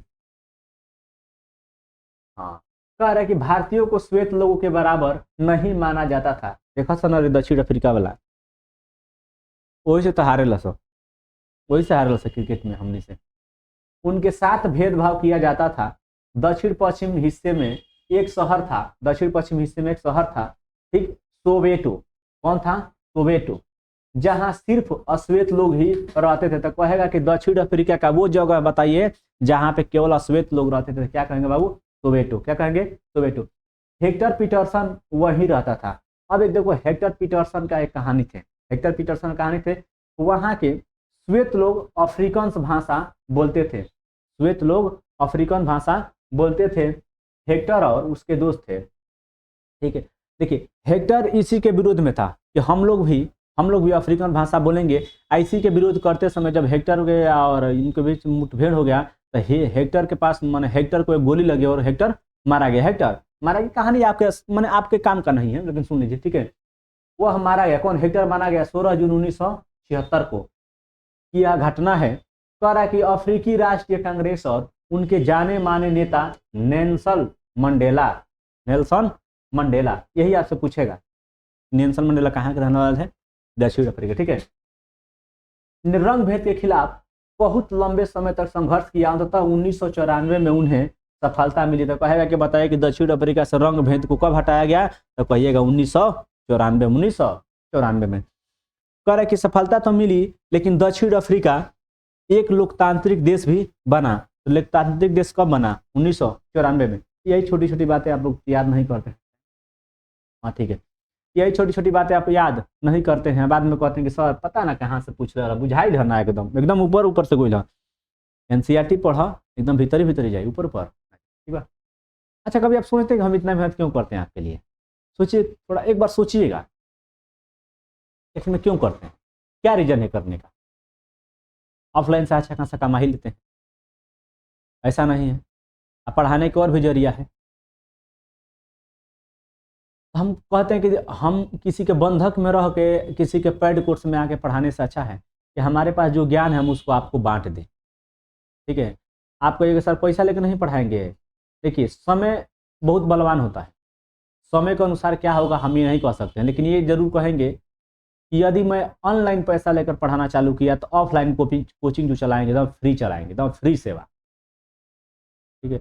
आप फीस भी अगर कभी ज़िंदगी में मुझे रखना होगा तो मैं इतना अफोर्ड जरूर कर सकता हूँ कि गांव में जिसके पास कुछ नहीं पैसा होगा वो भी खरीदने का लायक होगा, एकदम मैं दावा करता हूँ इसका। हम इतने गरीब परिवार से बिलोंग करते हैं कि आप लोग समझ नहीं सकते हैं उसको। हमने गरीबी को इतना नीचे से देखा है कि आप लोग नहीं जानेंगे। मैं बहुत नीचे से उठा हुआ इंसान हूँ और गरीबी को मैं जानता भी हूँ। पढ़ाई क्या होती है और पढ़ाई पैसा क्या होता है, ये सब मैं देख सुन के यहाँ तक पहुँचा हूँ।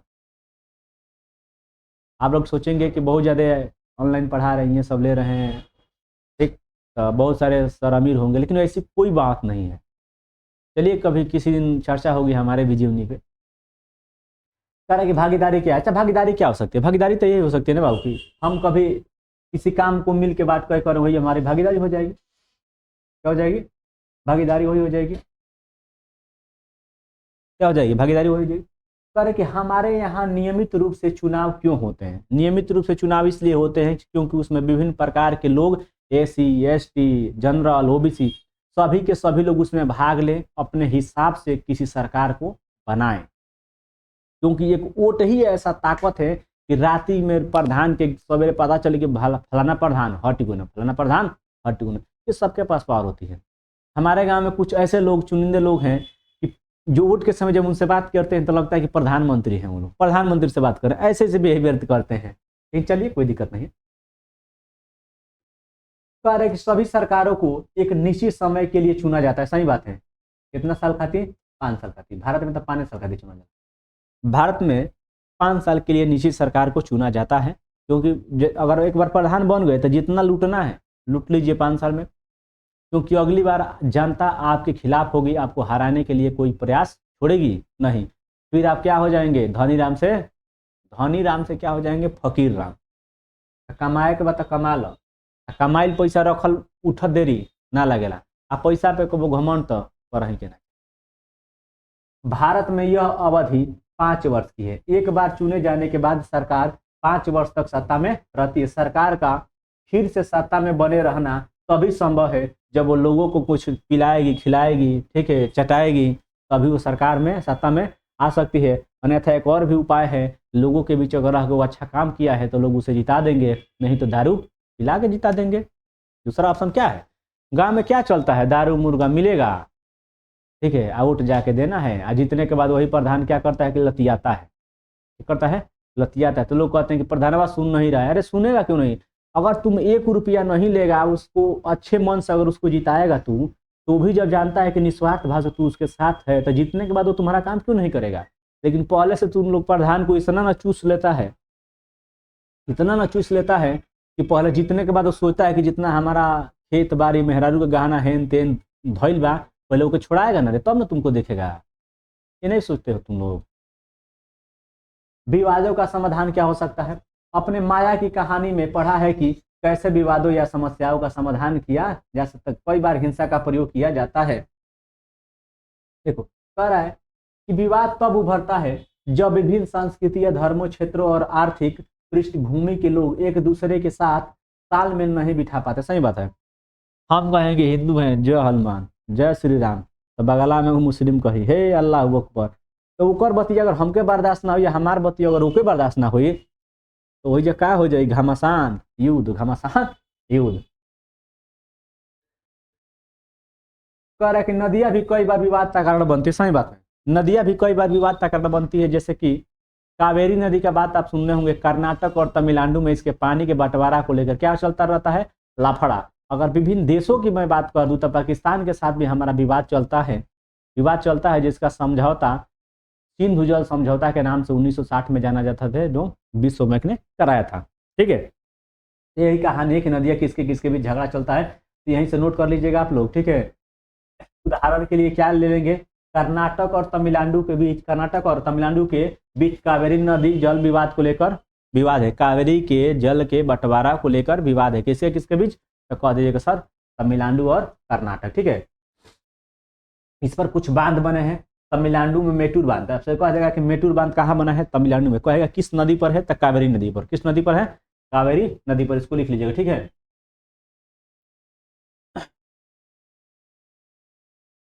एक और बांध बनाया गया है, कहाँ है,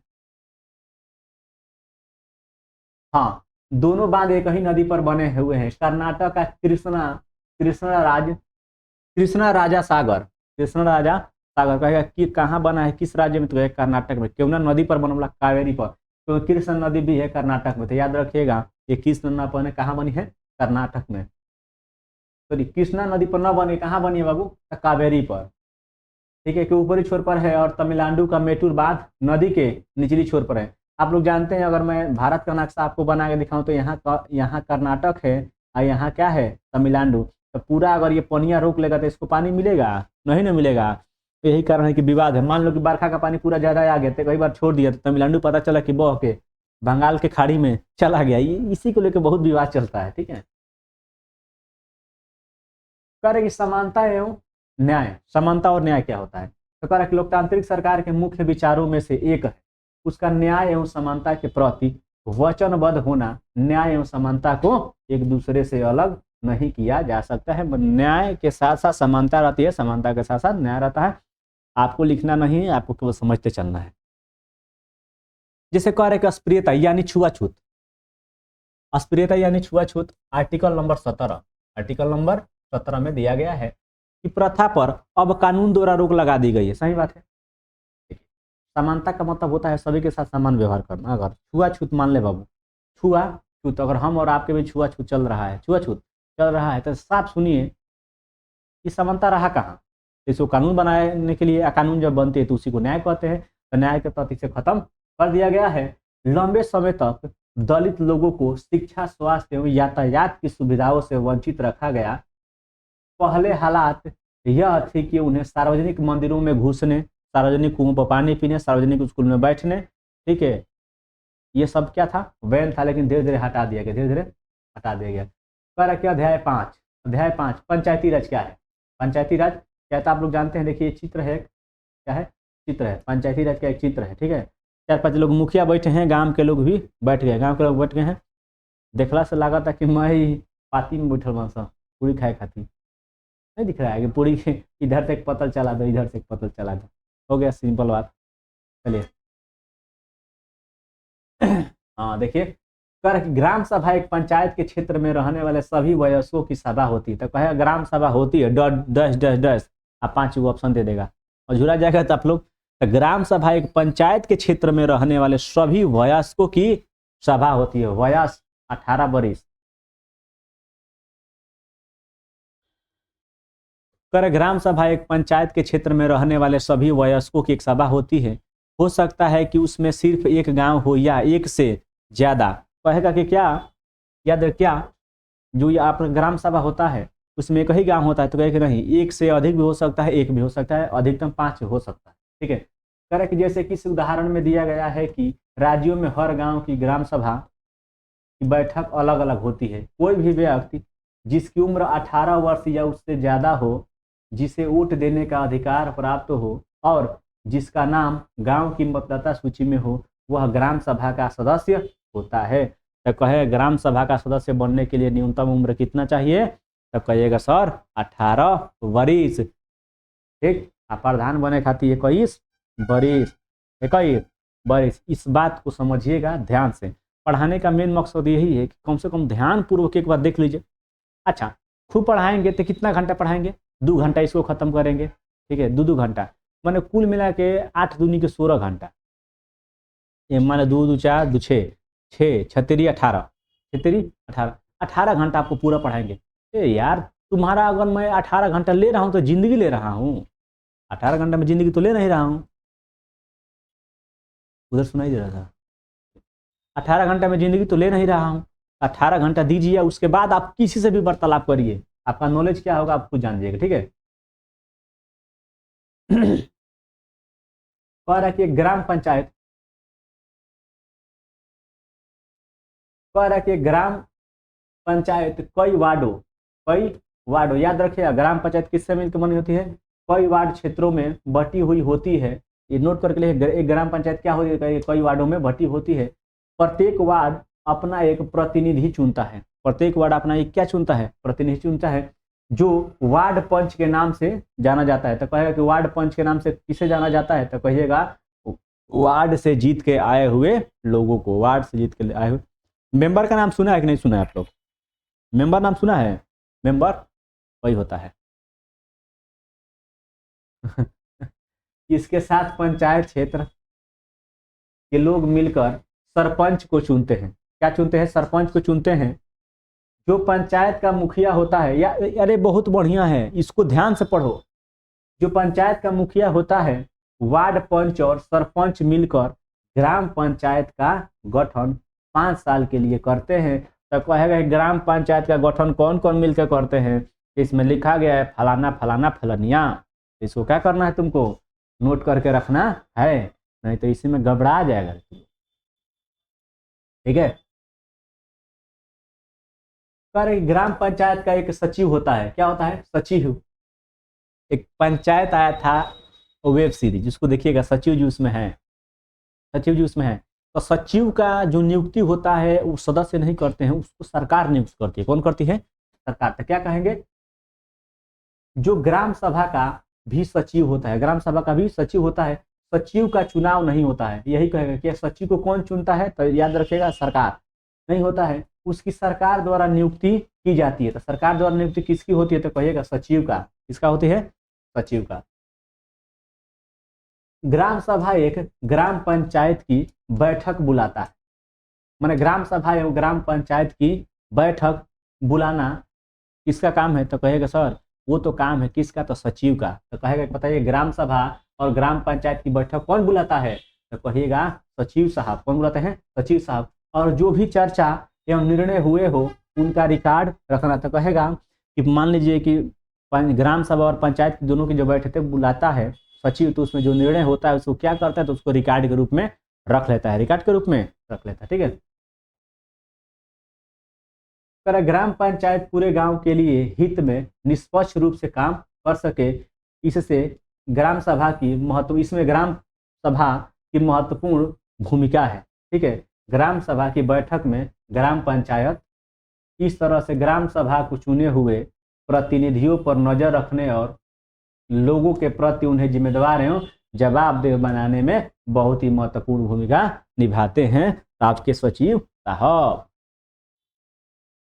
कुछ कुछ ही बातें आपको नोट करना है, इतना कहानी नहीं नोट करना, जहां कह रहा है बस वहां नोट करिए। कह रहा है कि ग्राम पंचायत, ग्राम पंचायत, ग्राम पंचायत की नियमित रूप से बैठक होती है। ग्राम पंचायत की क्या होती है? नियमित रूप से बैठक होती है। उसका मुख्य काम उसके क्षेत्र में आने वाले गांवों में विकास कार्यक्रम लागू करवाना होता है। नदी, नाले, तालाब, ये सब किसके काम में आते हैं? किसके काम? तो कहेंगे सर ग्राम पंचायत। करें कि जैसे कि आपने देखा ग्राम सभा ही पंचायत के काम को स्वीकृति देती है, तो कहेगा कि पंचायत के काम को कौन स्वीकृति देता है? तो कहेगा ग्राम सभा। कौन देता है बाबू? ग्राम सभा। यही एक एक छोटी छोटी बातें आपको नोट करना है। कौन अनुमति देता है? ग्राम सभा।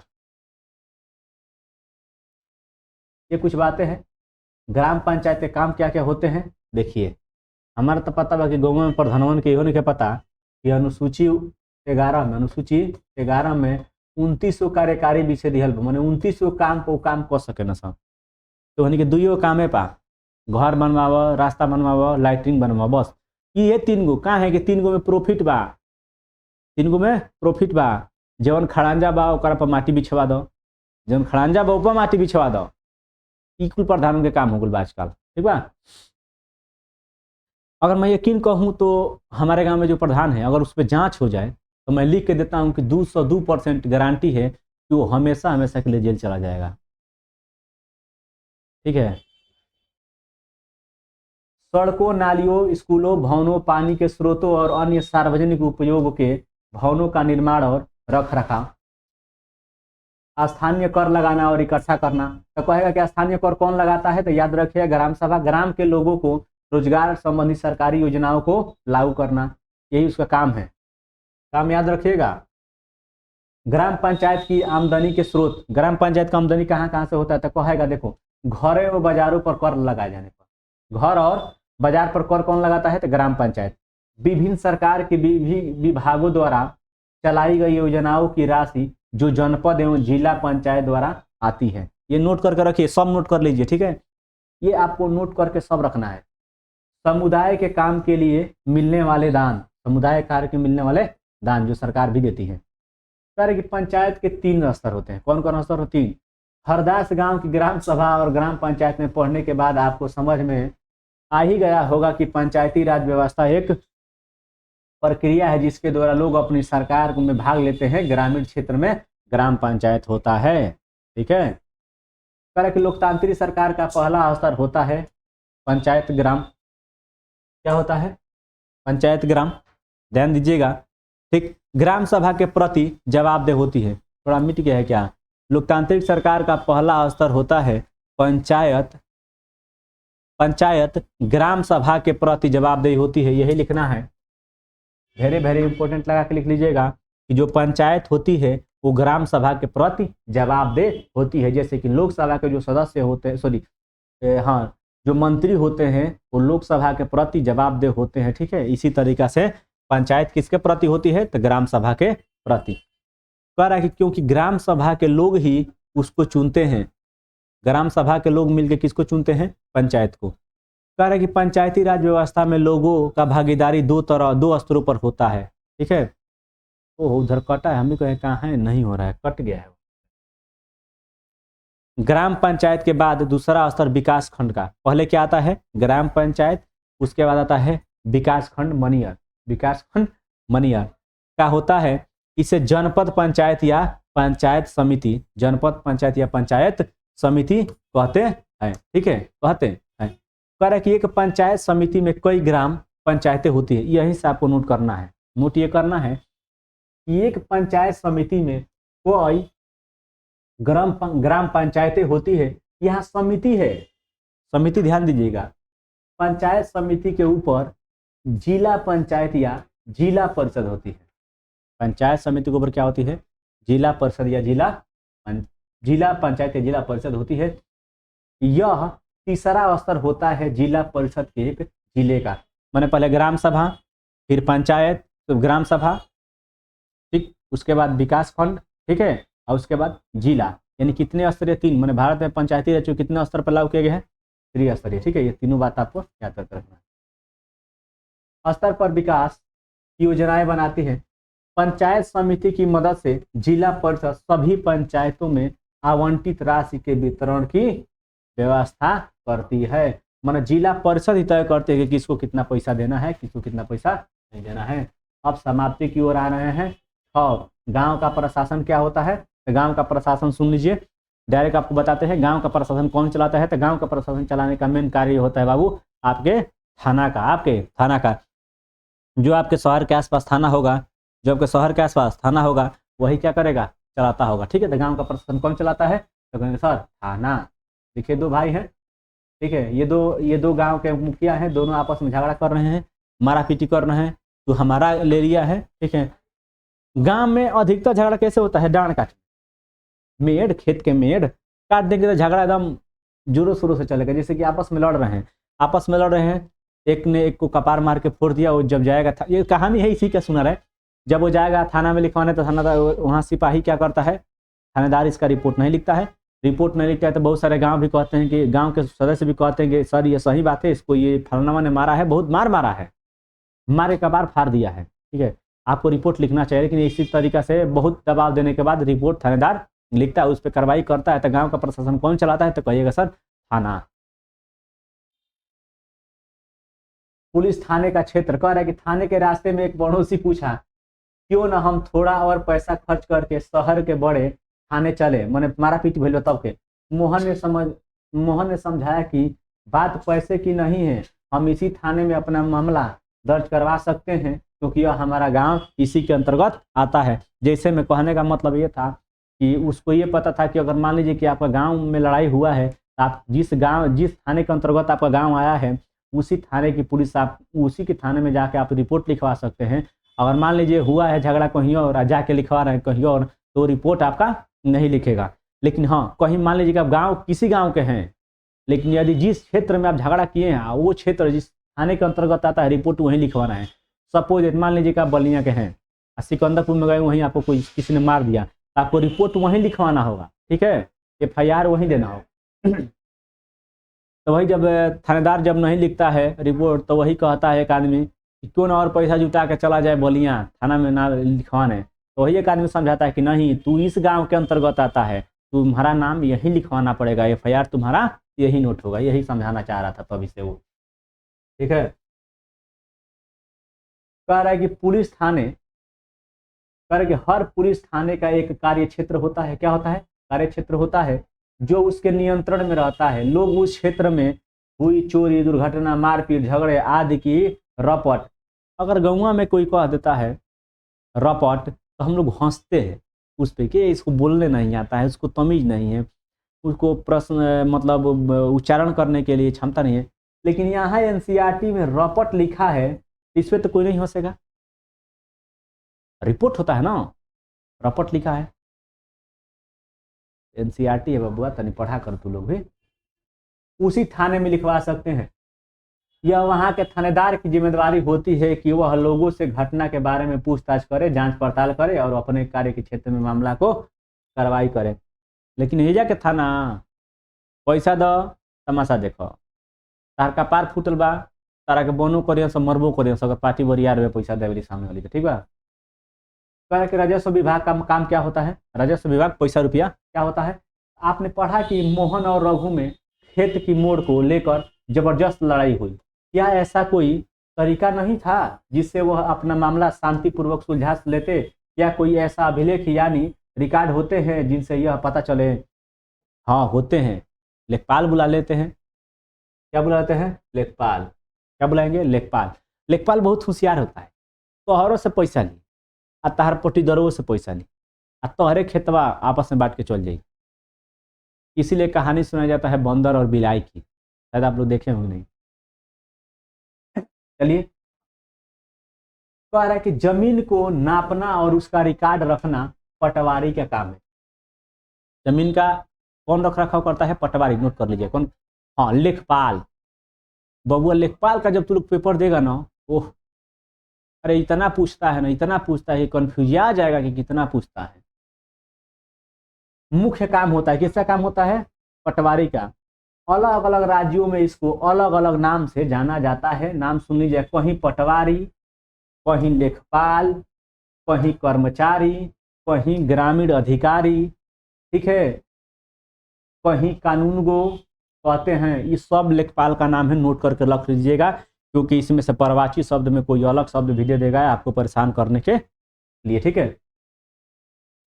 हम यहाँ जमीन का लेखा जोखा रखने वाले कर्मचारी के लिए पटवारी शब्द का इस्तेमाल कर रहे हैं।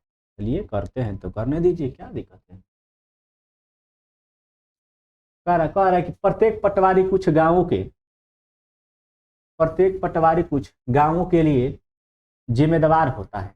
अगले पृष्ठ पर दिए गए नक्शे और उसके अनुसार बने खसरे यानी रजिस्टर, खसरे यानी रजिस्टर। जब हमें कोई दिक्कत होती है ना खेत में, तो हम क्या निकलवाते हैं, अपना खसरा खतौनी के विवरण को देखिए, विवरण को देखिए, देखना कुछ नहीं है, दिख रहा है कुछ नहीं, जो बातें समझ कह रहे कि आमतौर पर पटवारियों के पास खेत नापने के अलग अलग तरीके होते हैं। कई जगहों पर वह एक लंबी लोहे की जंजीर का इस्तेमाल करते हैं जिसे जरीब कहते हैं। तो कह देगा कि जरीब क्या होती है, तो जरीब वह यंत्र है जिसके द्वारा लेखपाल हमारे खेतों को नापते हैं। आप लोग देखे होंगे कि इधर से उधर लोहा की एक जंजीर होती है, गिराते हैं, उसी से नापते हैं, ठीक है। एक एक बिता की होती है कड़िया, उसको कड़ी बोलते हैं, यानी किससे नापता है, जरीब से। जरीब क्या होता है देख लिया आप लोग, उतना दूर भाग जा रहा है। कह रहा है कि किसान कई बार फसल बदल देते हैं, कुछ और उगाने लगते हैं, या कोई कहीं कुआं खोद लेता है। इन सब का हिसाब रखना सरकार के राजस्व विभाग का कार्य होता है। मैंने राजस्व विभाग का कार्य क्या होता है, आपके खेत के लेखा जोखा रखना। दूसरा कहता है कि कुआं वहाँ अगर आप बनाए हैं, अलग अलग फसल बोए हैं, तो ये किसका काम होता है, राजस्व विभाग का। राजस्व विभाग का इस नोट को नोट करके लिखते रहिए, क्योंकि पूछ देगा, मुँह टांग देंगे आप लोग, ठीक है। कह रहे कि भारत में सभी राज्य जिलों में बटे हुए हैं।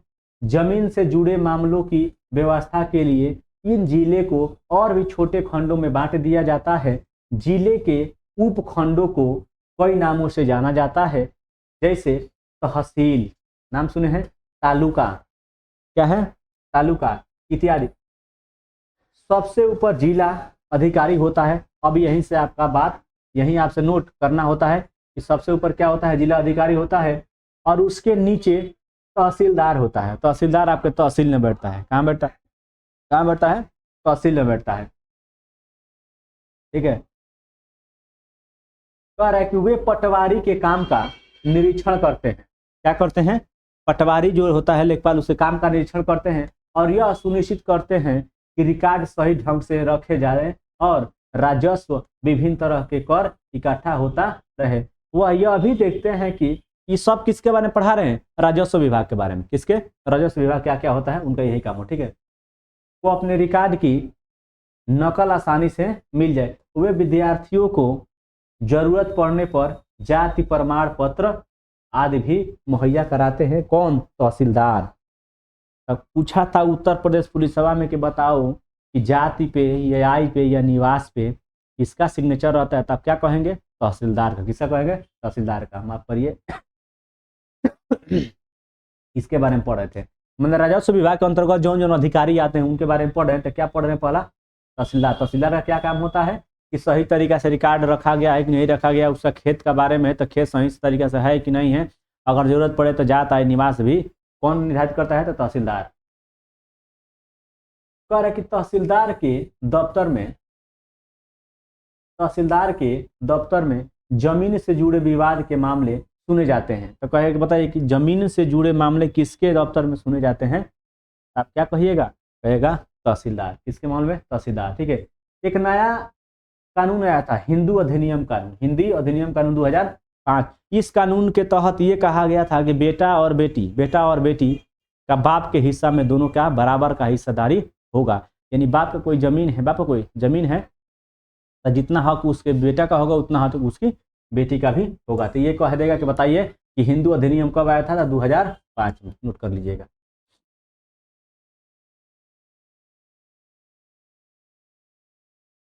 कह रहा है कि नए कानून के मुताबिक बेटा बेटियों और उनकी मां को जमीन में बराबर हिस्सा मिलता है। यह कानून सभी राज्यों और केंद्र शासित प्रदेश में भी लागू हुआ है, ये तो आप लोग जानते ही हैं। अध्याय नंबर क्या है बाबू? 7। अध्याय नंबर 7 अब खत्म होने वाला है, बहुत ज्यादा है नहीं। अध्याय नंबर 7, ठीक है। प्रशासन नगर का, अभी आप लोग ग्राम का पढ़ लिए, अब नगर का, शहर वाले का, अब शहर के बारे में पढ़ेंगे, शहर का प्रशासन क्या होता है, ठीक है।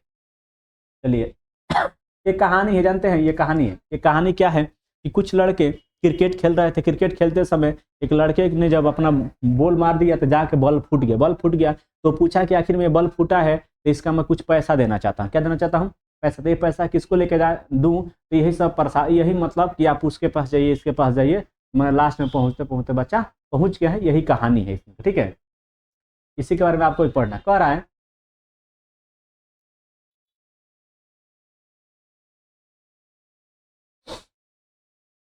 हाँ, कह यहाँ से पढ़ेगा। यह सड़कों पर रोशनी की व्यवस्था। हाँ देखो, नगर निगम क्या है? नगर निगम, नगर निगम का काम क्या होता है? सड़क पर रोशनी के लाइट जलवाना, कूड़े कचरे को हटवा देना, साफ सफाई रखना, नगर निगम का ही काम होता है नगरों में, ठीक है। कूड़ा इकट्ठा करने, पानी की सुविधा उपलब्ध कराने और सड़कों एवं बाजारों की सफाई का काम करती है कौन? नगर निगम। नगर निगम कौन कौन सा काम होता है तो याद रखिएगा, क्योंकि सर इसका काम होता है सड़क पे रोशनी लगाना, कूड़ा इकट्ठा करवाना, ठीक है, पानी सुविधा देना, ठीक है, और सड़कों को साफ सफाई करना और बाजारों को अच्छे से भी साफ सफाई करके रखना, ठीक है। आपस में लोग बात करते हैं, लेकिन आपको नोट करके इतना ही लिखना है कि नगर निगम का काम क्या होता है। 1 2 3 4 5 ये नोट करके रखना, ठीक है। क्योंकि पूछता है कि नहीं उनमें से कौन नगर निगम का काम नहीं है, तो फिर वहां फंस जाएंगे आप। ये आपस में बात कर रहे हैं, उससे मतलब नहीं। हाँ, कह रहे हैं कि नगर निगम का काम यह सुनिश्चित करना भी है कि शहर में बीमारी न फैले। शहर में बीमारी न फैले कौन निश्चित करता है? तो नगर निगम। यही आपको नोट करके रखना है एक एक नंबर में, ठीक है। कह रहा है यह स्कूल स्थापित करता है और उन्हें चलाता भी है। स्कूल का स्थापना करना और चलाना किसका काम है? नगर निगम का। शहर में दावे खाने और अस्पताल चलाता है कौन? नगर निगम। नगर निगम। ये अगर बात आप नहीं जानेंगे तो मार देंगे कि राज्य सरकार के बारे में है, ठीक, जिला सरकार मतलब जिला स्तर के बारे में है, तो फंस जाएंगे आप लोग ना। इसका काम क्या क्या होता है? बीमारी से बचाना,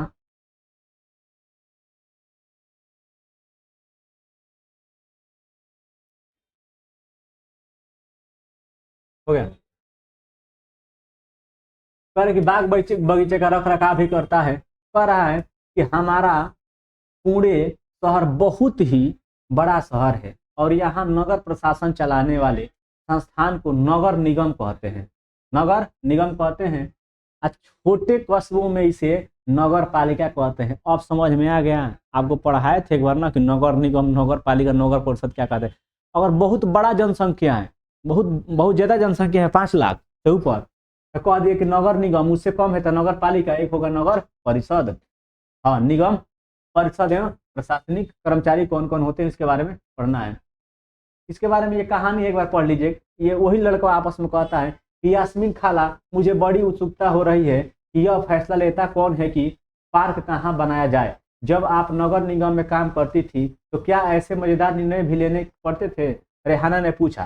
खाला ने जवाब दिया, नहीं रेहाना। हाँ, कहाँ से आपको पढ़ना है? हाँ, यहाँ से पढ़ना है। देखिए, यहाँ से नोट करना है। नोट क्या करना है? नोट ये करना है कि ज्यादातर निगम पार्षद ही यह निर्णय लेते हैं कि अस्पताल या पार्क कहाँ बनेगा। तो कहेगा कि बताइए, नगर निगम में पार्क और अस्पताल बनाने का निर्णय कौन लेता है? तो निगम पार्षद। निगम पार्षद। नोट कर कहीं लिखिएगा।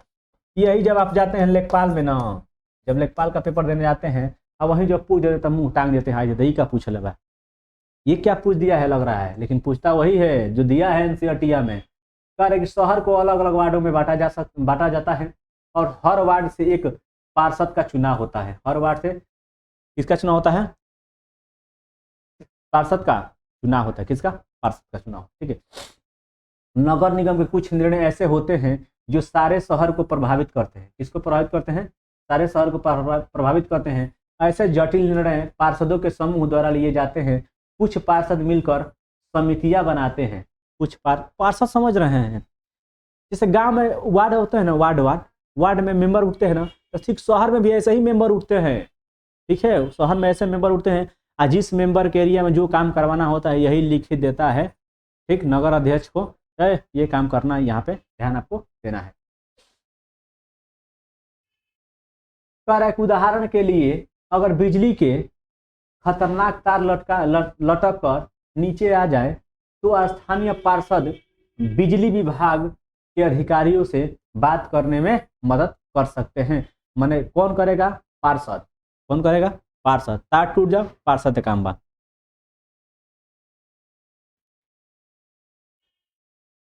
ठंडा लग गया है नीचे पैरवा में। हाँ, कह रहे कि जहां पार्षद की समितियां एवं पार्षद विभिन्न मुद्दों पर निर्णय लेने का काम करते हैं, वहीं उन्हें लागू करने का काम आयुक्त, कमिश्नर और प्रशासनिक कर्मचारी करते हैं। याद रखिएगा, निर्णय वो लेते हैं लेकिन लागू कौन कराता है? तो कमिश्नर और प्रशासनिक कर्मचारी। प्रशासनिक कर्मचारी लेखपाल में ये छोटे छोटे बात पूछता है, आप लोग घबरा जाएंगे, को हुई कहाँ से पूछ दिया है। करा कि आयुक्त और प्रशासनिक कर्मचारियों की सरकार द्वारा नियुक्ति की जाती है। कहेगा कि कौन नियुक्त करते हैं? तो सरकार। कौन करते हैं?